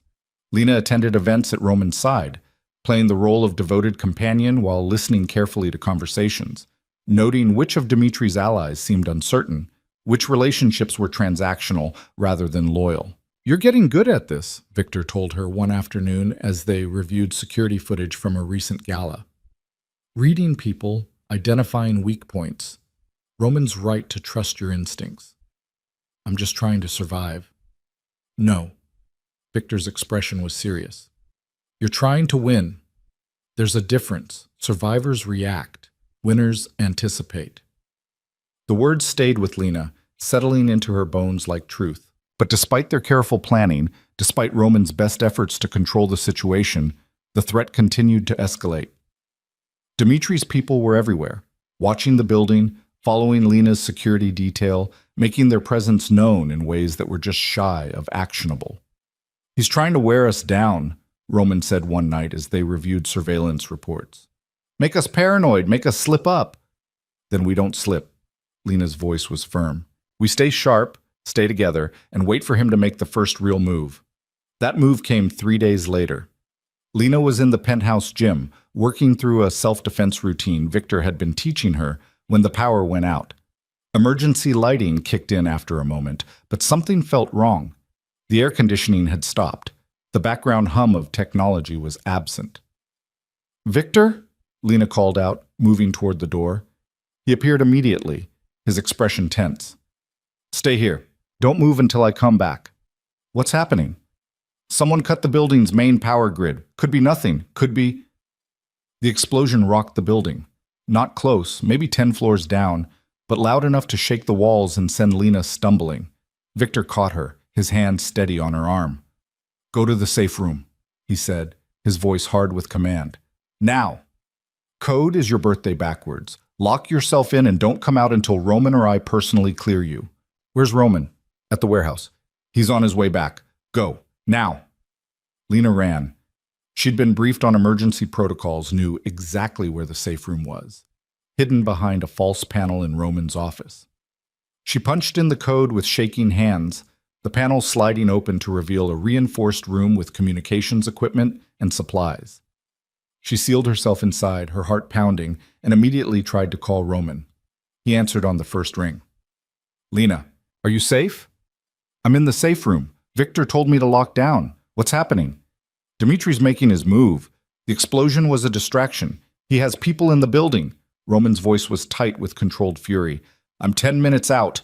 Victor and the team will protect you until I get there. Do not open that door for anyone except me or Victor. Do you understand? Yes, but Roman... Gunfire echoed through the phone, sharp and terrifying. Roman, Lena screamed. I'm fine. They're trying to slow me down. It won't work. His voice was deadly calm. Stay where you are. I'm coming for you. The line went dead. Lena sat in the safe room, surrounded by silence and fear, and realized with perfect clarity that this was always where they were headed. From the moment she'd agreed to Roman's arrangement, from the first time she'd stepped into his world, this confrontation had been inevitable. Dmitri wanted to break Roman by taking what he loved, and Roman would burn the world down before he let that happen. Minutes crawled by. Lena heard sounds through the reinforced walls. Shouts, more gunfire, what might have been Victor's voice giving orders. She wanted to help, to do something other than hide, but she'd promised Roman she'd stay safe. Then she heard footsteps outside the office. Slow, deliberate, wrong. Miss Hart, Dmitri's voice, muffled but unmistakable. I know you're in there. Your security team put up quite a fight, but they're indisposed now, which leaves just you and me. Lena's blood turned to ice. She looked at the communications panel, saw that the building's internal security system was still down. No way to call for help. Roman is on his way, she called out, proud when her voice didn't shake. He'll kill you for this, Dmitri laughed. Probably, but not before I take something from him. Open the door, Lena. Make this easy on yourself. No, I have explosives. I can breach that room in under a minute, or you can walk out with dignity intact. Your choice. Lena's mind raced. If she stayed, he'd blast his way in and probably kill her in the process. If she surrendered, she might buy time for Roman to arrive. Neither option was good, but staying meant certain death. Surrendering meant a chance, however slim, at survival. She took a deep breath, steadied herself, and made her choice. I'm coming out, she said. Don't shoot. Smart girl. Lena opened the door. Dmitri stood in Roman's office, flanked by two armed men. He looked perfectly composed, like this was just another business meeting rather than a violent invasion. There we are, he said pleasantly. See? That wasn't so hard. What do you want?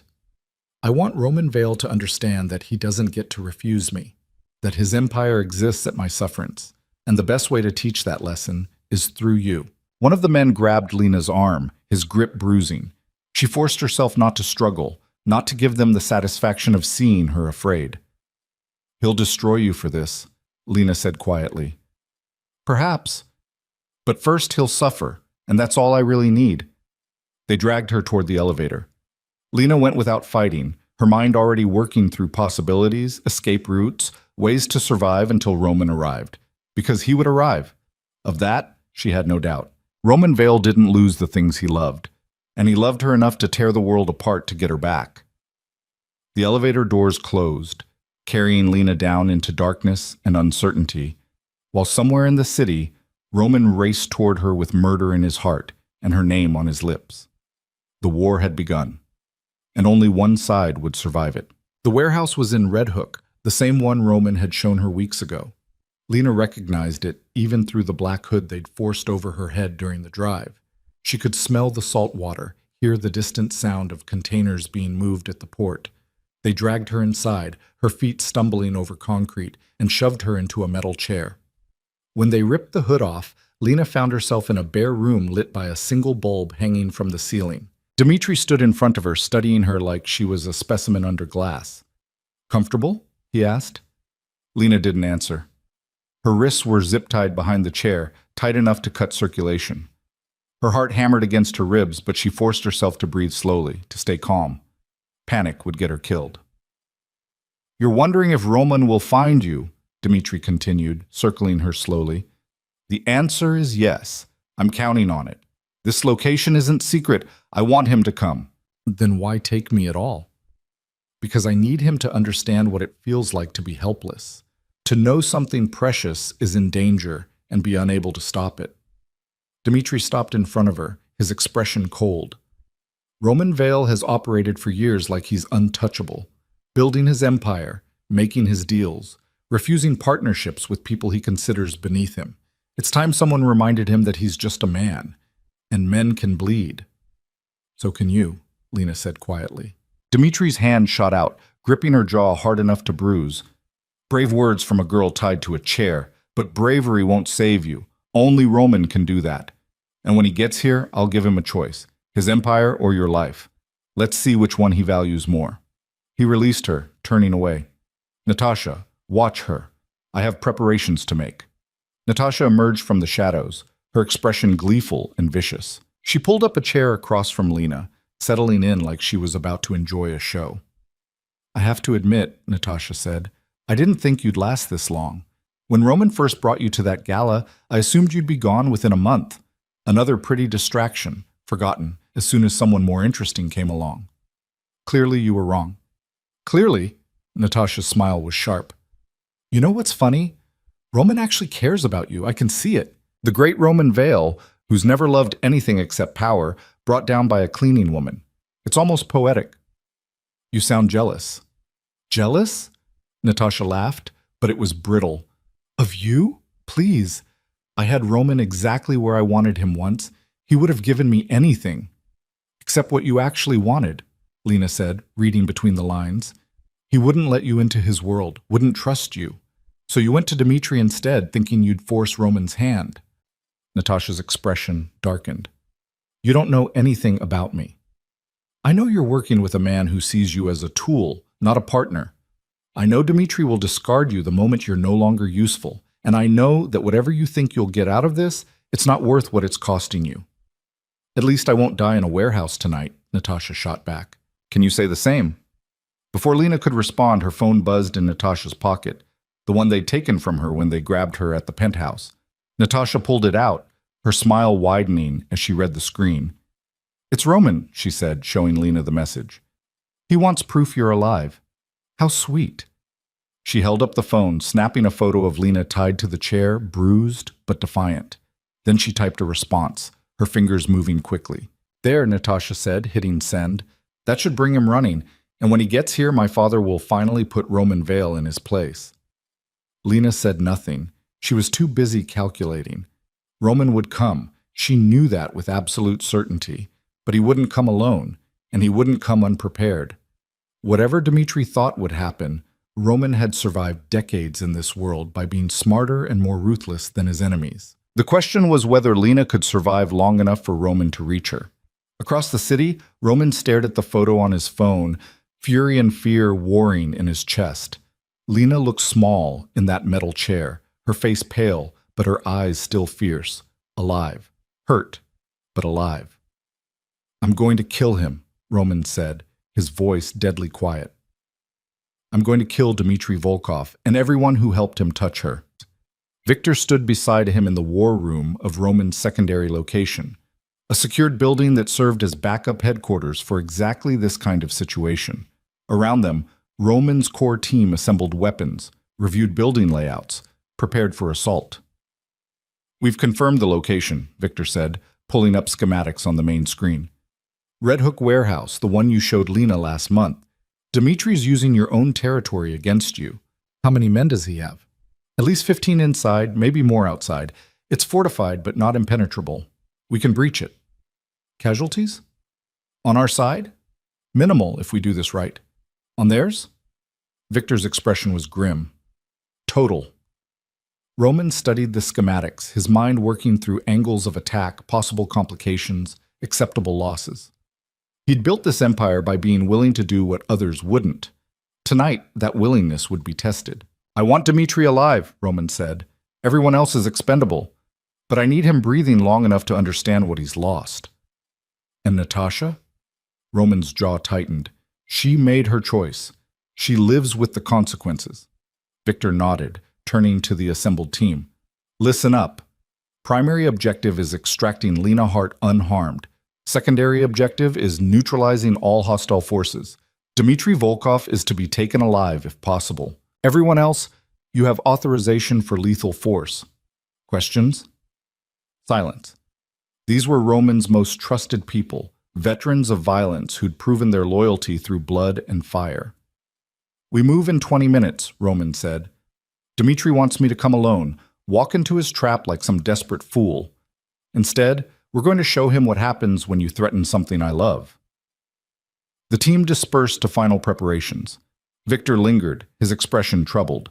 Boss, you need to consider the possibility that this is exactly what Dmitri wants, that he's planned for you to bring a full assault team.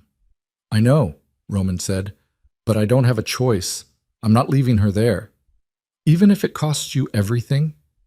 Roman met Victor's eyes, his gaze unflinching. Especially then. Because without her, everything else is worthless.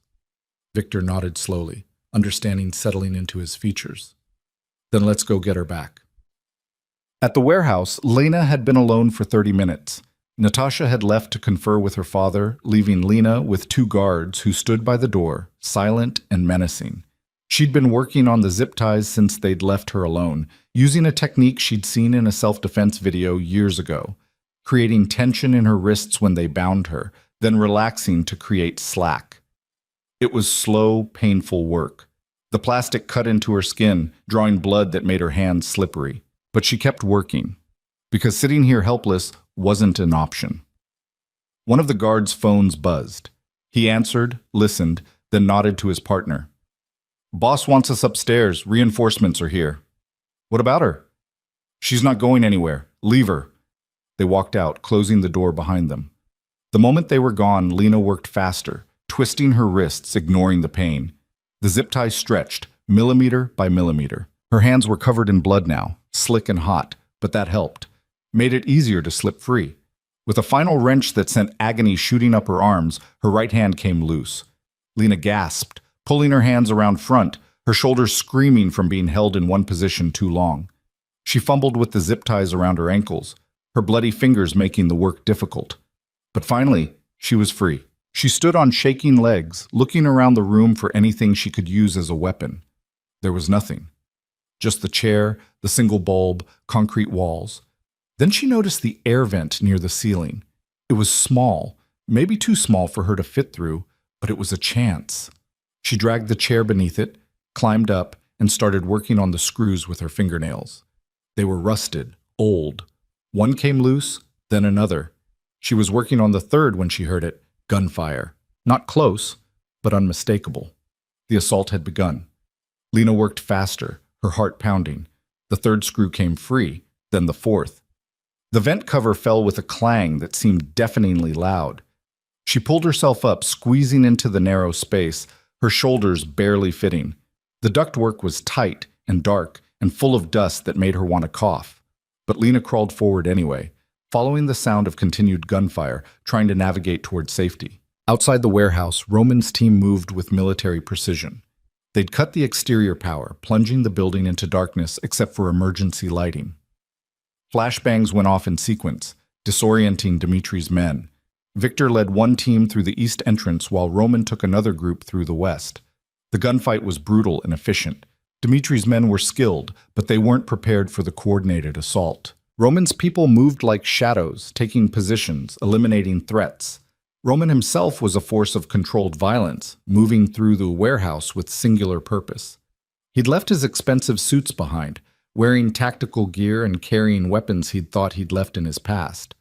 But tonight, he was the man he'd been before the Empire, before the legitimacy.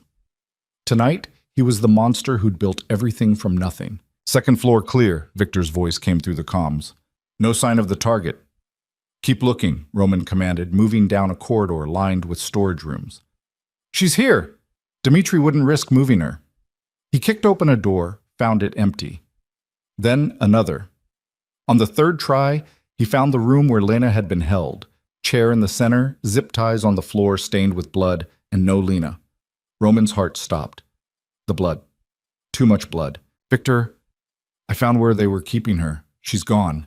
There's blood." "Could be she escaped," Victor said, his voice tight. "Boss, we've got movement on the third floor. Dimitri and 3 men heading to the roof. He's trying to extract. Cut him off. I'm going after Lena." Roman ran back into the corridor, his mind racing through possibilities. If Lena had escaped, where would she go? She didn't know the building layout, didn't know which way led to safety. Then he saw it. The vent cover on the floor, screws scattered around it. Smart girl. "She's in the ductwork," Roman said into his comms. "I need building schematics now. Where do these vents lead?" A moment of silence, then one of his tech team responded.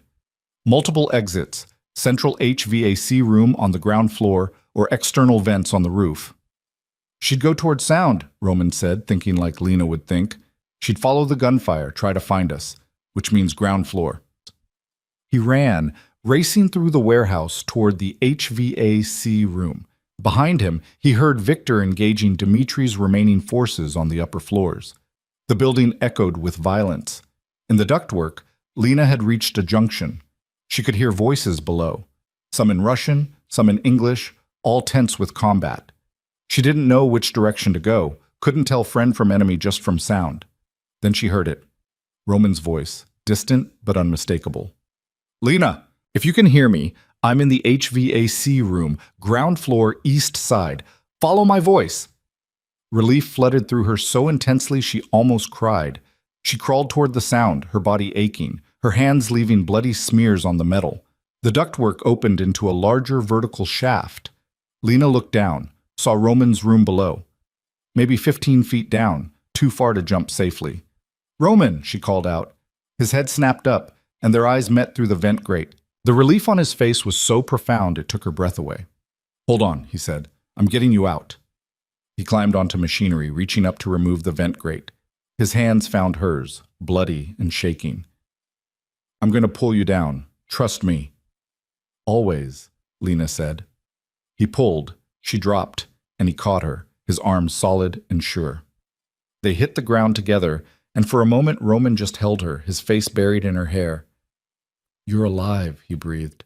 You're alive. I told you I wouldn't go anywhere. Roman pulled back, his hands frantically checking her for injuries. The blood, just my wrists, from the zip ties. I'm okay. He looked at her torn skin, fury darkening his expression. Dmitri is going to pay for every mark on you. Roman, we need to... Gunfire erupted nearby, close enough to make them both flinch. Roman immediately moved Lena behind him, pulling his weapon. Victor, I have Lena. We're extracting now. But... Negative, Victor's voice came through the comms, tight with tension. Dmitri's men have blocked the east exit. We're pinned down on 3. You need to find another way out. Roman cursed, his mind working through the building layout. West exit, through the shipping bay. Can you hold them? We'll manage, just get her out of here. Roman took Lena's hand, pulling her toward the shipping bay. They moved quickly through corridors, avoiding the sounds of continued fighting. At the bay doors, Roman paused, checking for threats. Clear, he said. My car is 50 yards out. We run. We don't stop. Ready? Lena nodded, adrenaline sharpening her focus. They burst through the doors into the night. The car was exactly where Roman said it would be, engine running, driver waiting. They were 10 feet from safety when Dmitri emerged from the shadows. He looked disheveled, his expensive suit torn, blood on his face, but he held a gun, and it was pointed directly at Lena. I don't think so, Dmitri said, his accent thick with rage. You don't get to just take her and walk away. Roman moved instantly, positioning himself between Dmitri and Lena. His own weapon came up, aimed at Dmitri's head. It's over, Roman said, his voice deadly calm. Your men are dead or captured. Your plan failed. Put the gun down, and maybe you live through this. Maybe isn't good enough. Dmitri's hand was steady despite the chaos around him. You cost me everything tonight, Roman. My men, my reputation, my leverage. The only thing I have left is making sure you suffer for it. Shooting her makes you a dead man, Roman said. You know that. I'm already dead. The Bratva doesn't forgive failure, but at least I'll take something from you first. Time seemed to slow. Lena saw Dmitri's finger tighten on the trigger, saw Roman's body coil to move, knew with terrible clarity that someone was about to die. Then Victor appeared behind Dmitri, moving like a ghost, and put 2 bullets in the Russian's back. Dmitri fell, his gun clattering on the concrete. He hit the ground hard, blood pooling beneath him, but he was still alive, still conscious. Roman walked over, standing above him. I told you what would happen if you touched her. Dmitri laughed, blood bubbling at his lips. You think this ends it? The Bratva will come for you, for her. You've started a war you can't win. Then I'll burn them all down, Roman said simply. Every single one who threatens what's mine. He raised his weapon. Roman, Lena said quietly. Don't. He looked at her, surprise flickering across his face. He tried to kill you. I know, but if you kill him like this in cold blood, you become exactly what people think you are. The monster without redemption. Lena moved closer, her hand touching his arm. Let him face justice. The real kind. Let the world see that you chose mercy when you could have chosen revenge. Roman stared at her for a long moment, war raging behind his eyes. Then slowly, he lowered his weapon. Call an ambulance, he told Victor, and the police. Dmitri Volkov is going to spend the rest of his life in prison, knowing he failed. Victor made the call while Roman guided Lena to the car. She was shaking now, adrenaline fading and leaving exhaustion in its wake. You stopped me, Roman said as they settled into the back seat. Why? Because you're better than that, better than him. You've spent years trying to prove you're more than a criminal. Tonight, you get to actually be more. Roman pulled her close, his arms wrapping around her like he'd never let go. You make me want to be better, even when being worse would be easier. That's not me, Lena said, her voice muffled against his chest. That's you. It's always been you. Sirens wailed in the distance, growing closer. Victor coordinated with the arriving authorities while Roman's team secured the scene. By the time the police arrived, it was clear what had happened. Dmitry Volkov had kidnapped Lena Hart, Roman had mounted a rescue operation, and Dmitry would be facing charges of kidnapping, assault, and attempted murder. The media would eat it up. The crime king saving his beloved from a rival's clutches. It was exactly the kind of redemption narrative Roman had been building toward. But as they drove back to the Apex Tower, Lena realized something had changed. This wasn't about narrative anymore. This wasn't about strategy or public perception. This was about two people who'd found each other in the darkness and refused to let go. At the penthouse, Roman tended to Lena's wounds with surprising gentleness. He cleaned the cuts on her wrists, bandaged them carefully, his hands steady despite the violence he'd just committed.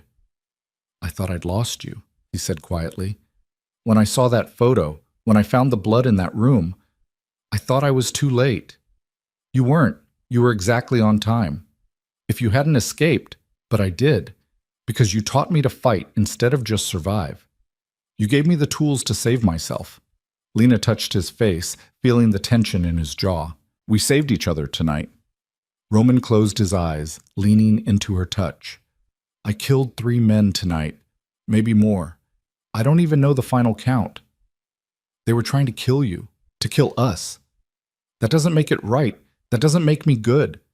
"No," Lena agreed. "But choosing mercy with Dmitry, when you could have killed him and everyone would have understood, that was good. That was you choosing to be better." Roman pulled her into his arms, holding her like she was the only thing keeping him anchored to humanity. And maybe she was. "I need to tell you something," Lena said after a long moment. "Something I found out a few days ago. I was going to wait to find the right time, but after tonight—" "What is it?" Lena took a deep breath, her heart pounding. "I'm pregnant, Roman. We're going to have a baby." The words hung in the air between them, heavy with implication and promise and fear. Roman went completely still. For a long moment he didn't react, didn't speak. Then slowly he pulled back to look at her face, his expression stunned. We're... Yes." Lena's voice was soft. "I found out last week. I was trying to figure out how to tell you, and then Dmitry happened, and everything became chaos. But Roman, I'm carrying your child. Our child." Roman's hand moved to her stomach, settling there with reverence and terror. "You were pregnant when they took you. When Dmitry held a gun on you." "I'm okay. We're okay." But Roman was shaking now, the full weight of what could have happened crashing over him. "I could have lost you both. In that warehouse, if things had gone differently, if you hadn't escaped or if Dmitry had shot before Victor, but he didn't. We survived, all 3 of us." Lena covered his hand with hers. "And now we get to decide what comes next." Roman looked at her, this woman who'd walked into his world as a transaction and become his entire reason for existing. "I don't know how to be a father. I barely know how to be this, whatever we are." "We're a family," Lena said simply. "Messy and complicated and maybe not what either of us planned, but we're a family." Roman pulled her close again, his face buried in her hair, and Lena felt wetness against her neck. He was crying, silent tears for everything they'd almost lost, everything they'd found, everything they were about to become. "I love you," he said, his voice broken and honest. "I love you, and I love this child we're going to have. And I swear to you, I will spend the rest of my life making sure you're both safe, protected, loved." "I know," Lena whispered. "I know you will." They stayed like that for a long time, 2 people who'd survived impossible odds holding on to each other while the city glittered around them. Tomorrow would bring questions, consequences, the aftermath of the war they'd just fought. But tonight, they had survived. They had each other, and they had a future growing between them, tiny and fierce and full of impossible promise. Roman Vale, the king of shadows, had finally found his light, and Lena Hart, who'd started as invisible, had become the center of an empire built not on fear, but on love. The morning after the warehouse came with silence instead of sirens. Lena woke in Roman's arms, sunlight streaming through the penthouse windows, and for a moment she forgot about the violence, the blood, the terror. Then she moved, and her wrists ached, bandages pulling tight, and it all came flooding back. Roman was already awake, watching her with an intensity that made her breath catch. "How long have you been staring at me?" she asked, her voice rough with sleep. "Hours." I couldn't stop. His hand moved to her face, tracing the bruise on her jaw that Dmitri had left. "Every time I close my eyes, I see that photo Natasha sent. You tied to that chair, hurt and alone. I wasn't alone. I knew you were coming. You shouldn't have had to know that. You should never have been in that position." Roman's expression was anguished. "This is my fault. My world. My enemies. Our world now," Lena interrupted, placing her hand over his. "Our enemies. Our fight. You don't get to carry this alone anymore." Roman closed his eyes, exhaling slowly. "The baby changes everything. We can't keep living like this, one crisis away from disaster. I need to end the threats permanently." "Roman, not through violence," he said quickly, reading her concern. "Through strategy. Dmitri's arrest is already making waves. The Bratva is fractured, their leadership questioning whether to retaliate or cut their losses. If I move carefully, I can use this moment to broker a permanent peace." "How?" "By giving them what they actually want. Not my empire, but access to legitimacy. The Bratva's been trying to transition from purely criminal operations to legal businesses for years. I can facilitate that, create partnerships that benefit both sides, make it more valuable for them to work with me than against me." Lena sat up, pulling the sheet around her. "You'd partner with the people who tried to kill us?" "With the organization, not the individuals. Dmitri acted alone, overstepped his authority. The Bratva leadership didn't sanction the kidnapping. If I approach them with a mutually beneficial proposal, position Dmitri as a rogue element, they'll accept the olive branch. That's cold. It's survival. And it protects you and our child better than a war of attrition." Roman's hand moved to her stomach, resting there with reverence. "I won't risk you again. Whatever it takes to build a safe world for our family, I'll do it." The doorbell chimed, an unexpected sound. Victor's voice came through the intercom. "Boss, we have visitors, FBI. They're requesting a conversation about last night." Roman and Lena exchanged glances. This was inevitable. The warehouse incident had been too public, too violent. The authorities would have questions. "Give us 10 minutes, Roman said. "Then send them up." They dressed quickly, Lena choosing clothes that covered her bandages, Roman slipping into his armor of expensive suits and controlled expressions. By the time the FBI agents entered the penthouse, they looked like what the world expected: a powerful businessman and his elegant companion, not two people who'd survived a war the night before. Agent Sarah Chen and Agent Marcus Wright were professionals, polite but thorough. They sat in Roman's living room, recording devices running, and asked their questions with careful precision. "Mr. Vale, can you walk us through the events of last night?" Chen asked. Roman did, his voice steady and factual. He described receiving proof that Lena had been taken, tracking her location, mounting a rescue with his security team.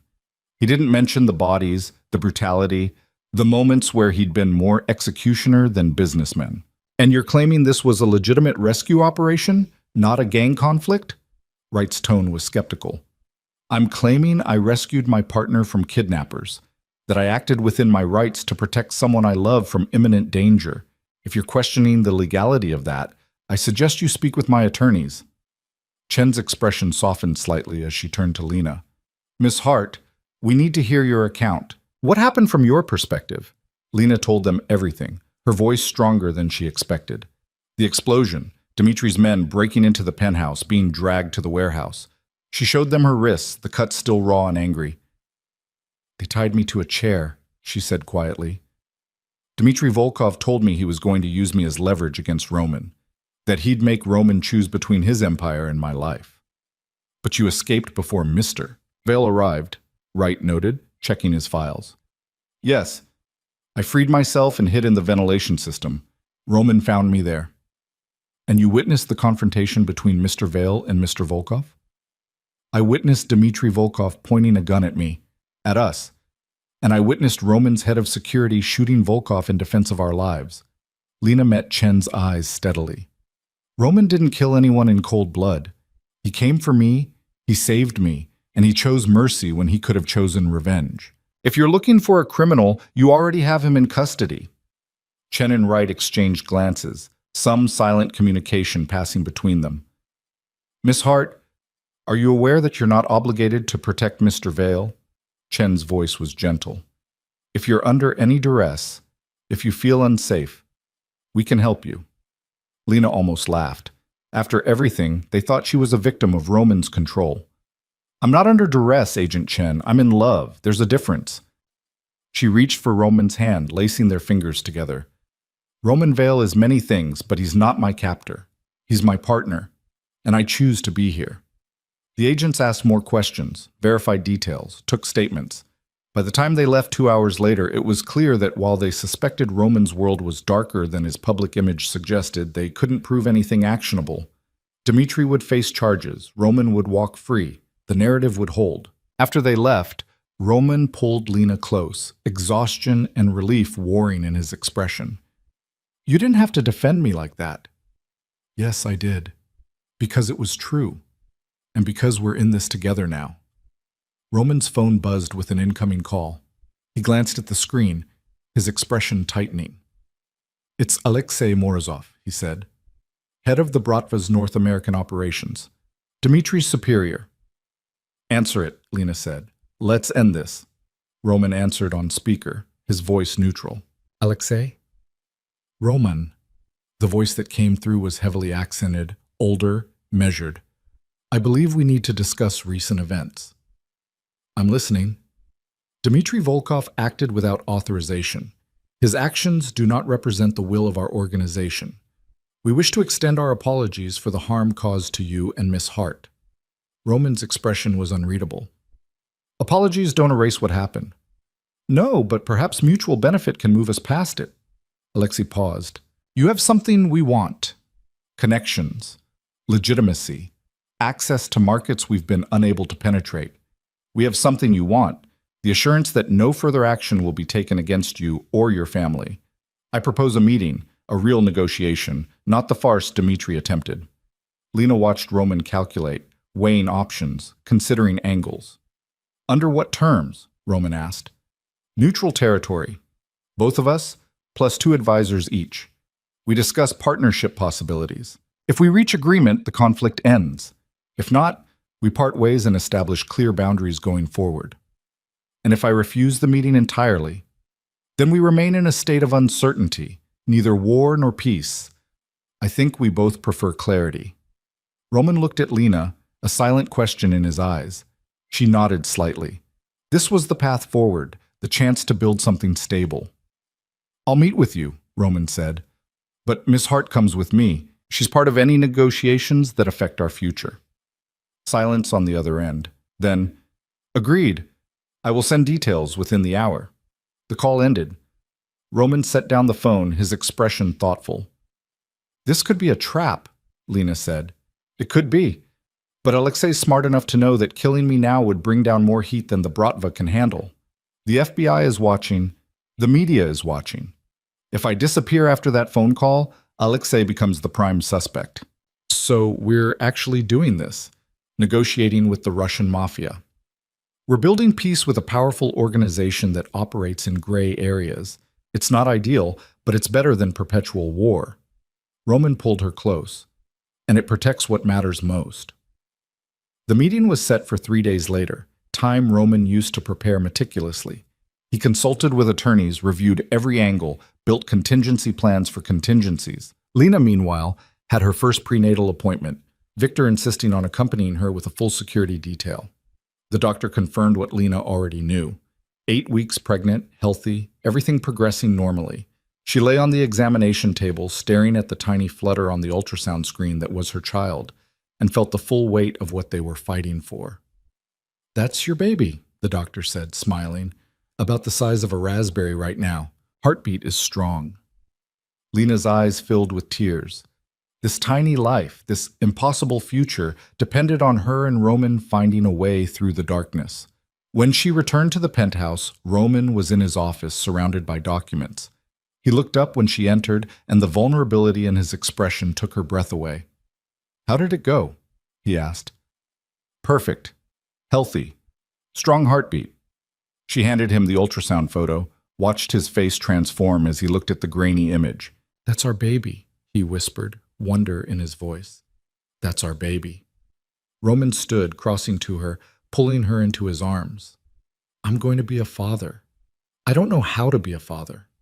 "Neither of us knows what we're doing," Lena said, "but we'll figure it out. Together." The morning of the meeting, Roman dressed with particular care. Dark suit, no tie, the balance between businessman and threat.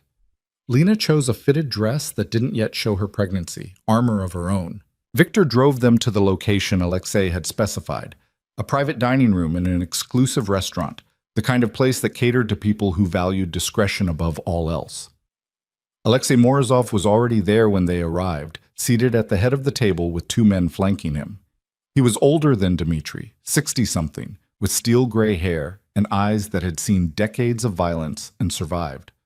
"Roman," he said, standing to shake hands. "Miss Hart, thank you for coming." They sat across from each other, the table a neutral zone between them. "Let's dispense with pleasantries," Roman said. "You want something from me. I want assurance that my family will be safe from future attacks. Tell me how we make both of those things happen." Alexei smiled slightly, appreciating the directness. "You've built legitimate business channels that we lack. Real estate development, investment partnerships, political connections. We want access to those channels. In return, we offer protection, expansion opportunities in markets you currently can't reach, and most importantly, an end to hostilities." "You're asking me to launder your reputation," Roman said flatly. "We're asking you to partner with us in mutual growth. Our money is as good as anyone's, better even, because we're more motivated to see our investments succeed. And if I refuse, then we continue as we are. Occasional conflicts, wasted resources, uncertainty. Neither of us benefits." Alexei leaned forward. "But if you accept, we both gain. Your empire expands, ours legitimizes, and the next generation inherits stability instead of war." The words hung heavy. Alexei knew about the baby, Lena realized. He'd done his research, understood exactly what leverage would work. "What are the specific terms?" Lena asked, her voice steady. Alexei turned his attention to her, respect flickering in his expression. 20% partnership in 3 of Roman's development projects, joint ventures in hospitality and commercial real estate, information sharing on opportunities that benefit both organizations, and a mutual non-aggression pact that extends to families and associates.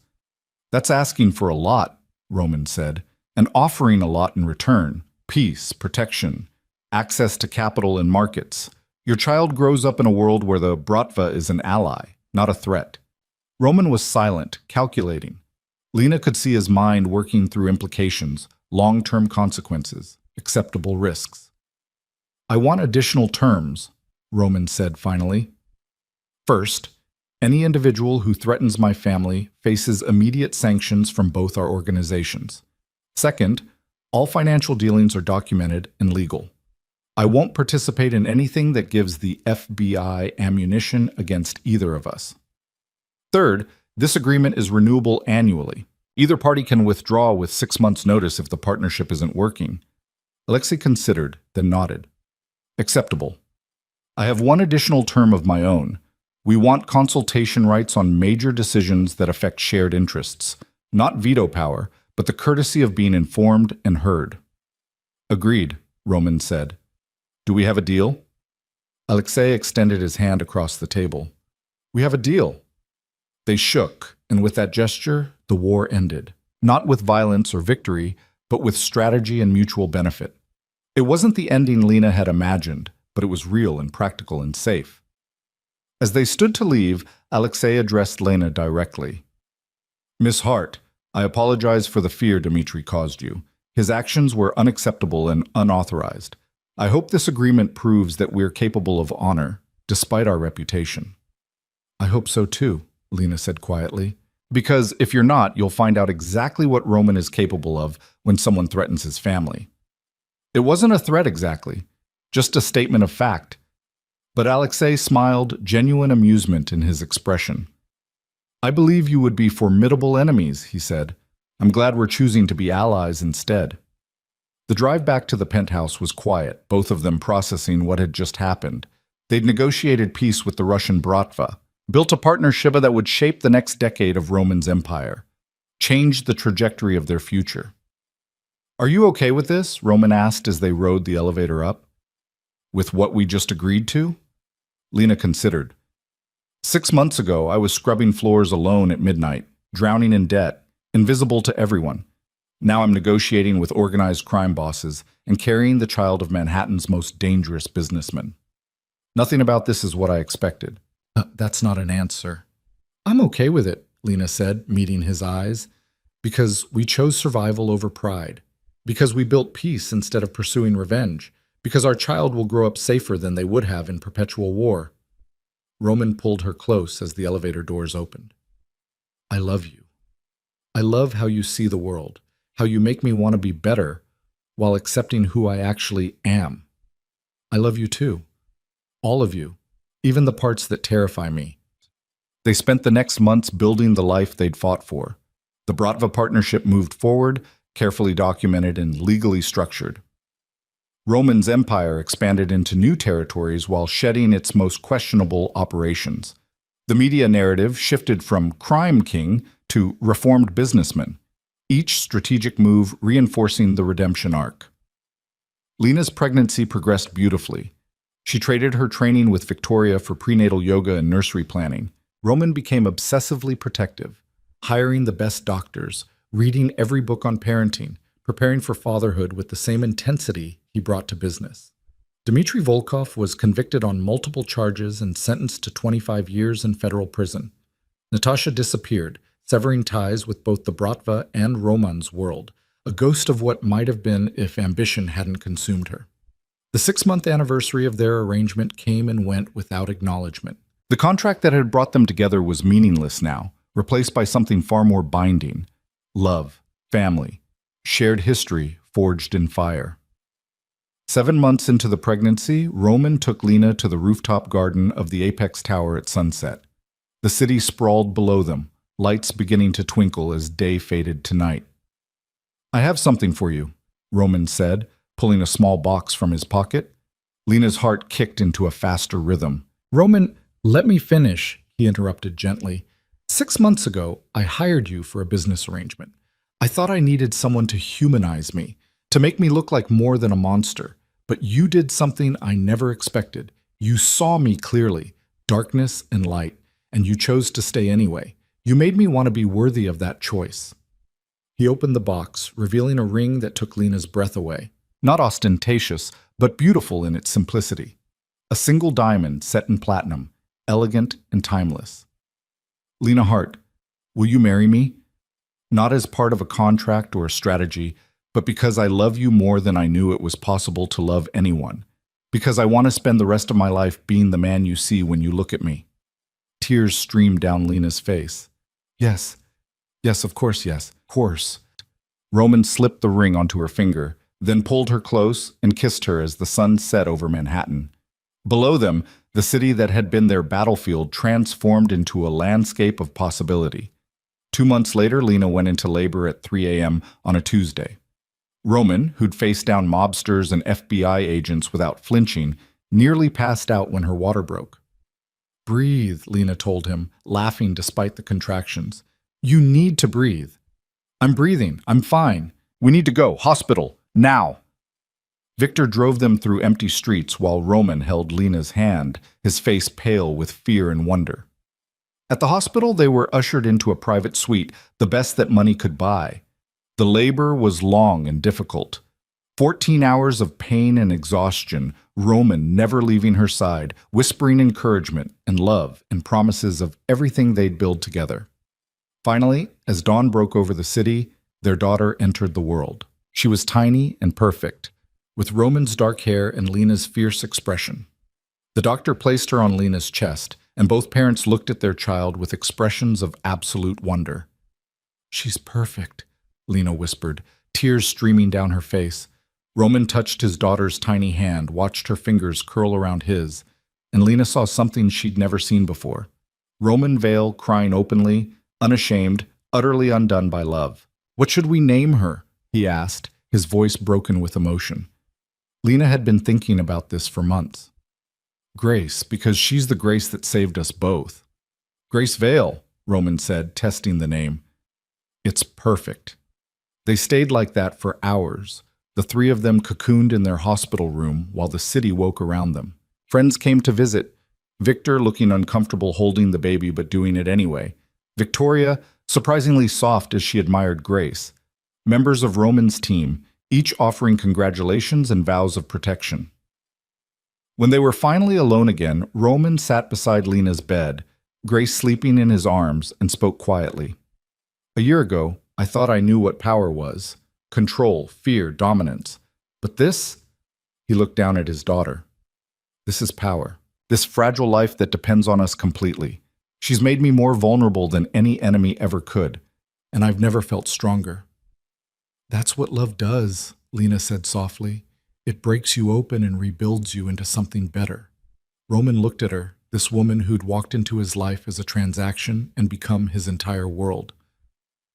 Do you ever regret it? Accepting my offer that morning after the storm? Lena considered.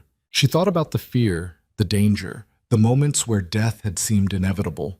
She thought about the woman she'd been. Invisible, drowning, surviving, but not living.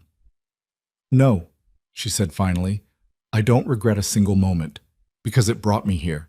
To you, to her, to this life we've built. 6 months later, they married in a private ceremony in the penthouse, surrounded by people who'd become family. Nothing elaborate, nothing public. Just two people choosing each other, again and forever, with their daughter as witness to the vows. A year after that, Roman officially stepped back from the gray areas of his empire, focusing entirely on legitimate business. The Bratva partnership continued, but on Roman's terms with clear boundaries and legal frameworks. His reputation transformed completely, not the crime king anymore, but a philanthropist, a businessman, a devoted father. Lena finished her degree, funded by the money Roman had promised her a lifetime ago. She didn't become a teacher. Instead, she founded a nonprofit helping women escape debt and poverty, using her own story as proof that transformation was possible. Grace grew up surrounded by love and protection, never knowing how close she'd come to being born into war. She inherited her father's intensity and her mother's fierce heart, and both parents knew she'd be unstoppable. On Grace's 5th birthday, the family stood on the same rooftop garden where Roman had proposed. The city sprawled below them, transformed by years but fundamentally unchanged. Do you think she'll understand someday? Lena asked, watching Grace chase butterflies between the plants. What we went through to get here. Maybe, Roman said, his arm around her waist. Or maybe she'll just know that she's loved, that we'd do anything to protect her, that we built this world specifically so she could thrive in it. We did good, Lena said softly. We did better than good. We survived. We chose each other. We built a family from impossible circumstances. Roman turned her to face him. You know what the best part is? What? We're still here, still choosing each other, still building. This isn't the ending, Lena. This is just the beginning of everything we're going to create together. He was right. The scared cleaning woman and the dangerous crime king had transformed into something neither could have imagined. Partners, parents, people who'd found redemption not through erasure of the past, but through deliberate creation of the future. That night, after Grace was asleep, Roman and Lena stood at the windows overlooking Manhattan. The city glittered below them, full of stories like theirs. People finding each other in darkness, building light from nothing. Do you remember what you told me that first morning? Lena asked. In your kitchen, when you made me coffee? I told you a lot of things. You said caring about me didn't change what you were, that it just meant you'd be a monster with a purpose. Roman's expression softened. I remember. You were wrong, Lena said, turning to face him. Caring about me changed everything. It made you choose mercy over revenge, peace over war, love over power. You're not a monster anymore, Roman. You're just a man trying to be worthy of his family. Is that enough? It's more than enough. It's everything.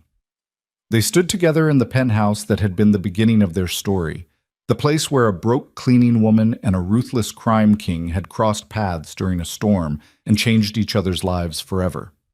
Outside, Manhattan continued its endless dance of light and shadow. But inside, Lena and Roman had found something rare and precious, a love forged in fire, tested by violence, and proven unbreakable by everything the world had thrown against it. Their story had started with a transaction and a storm. It had survived kidnapping, war, impossible odds, and it would continue, not as a fairy tale, but as something better, something real. Lena Hart had been invisible once, drowning in debt and desperation. Now she stood at the center of an empire, the heart of a family, the love of a man who would burn the world down to keep her safe. Roman Vale had been a monster once, feared and alone, building power from violence and control. Now he was a father, a husband, a man who'd learned that true strength came from choosing love over fear. Together they'd created something that couldn't be bought or threatened or destroyed. A family built not on dominance, but on devotion. Not on control, but on choice. And as they held each other in the quiet of the penthouse, with their daughter sleeping peacefully down the hall and the city sparkling below them, they both knew the same truth. This was home. This was family. This was the empire that truly mattered. The invisible girl and the king of shadows had become something neither had expected. Simply, beautifully, impossibly human. And that was the greatest victory of all.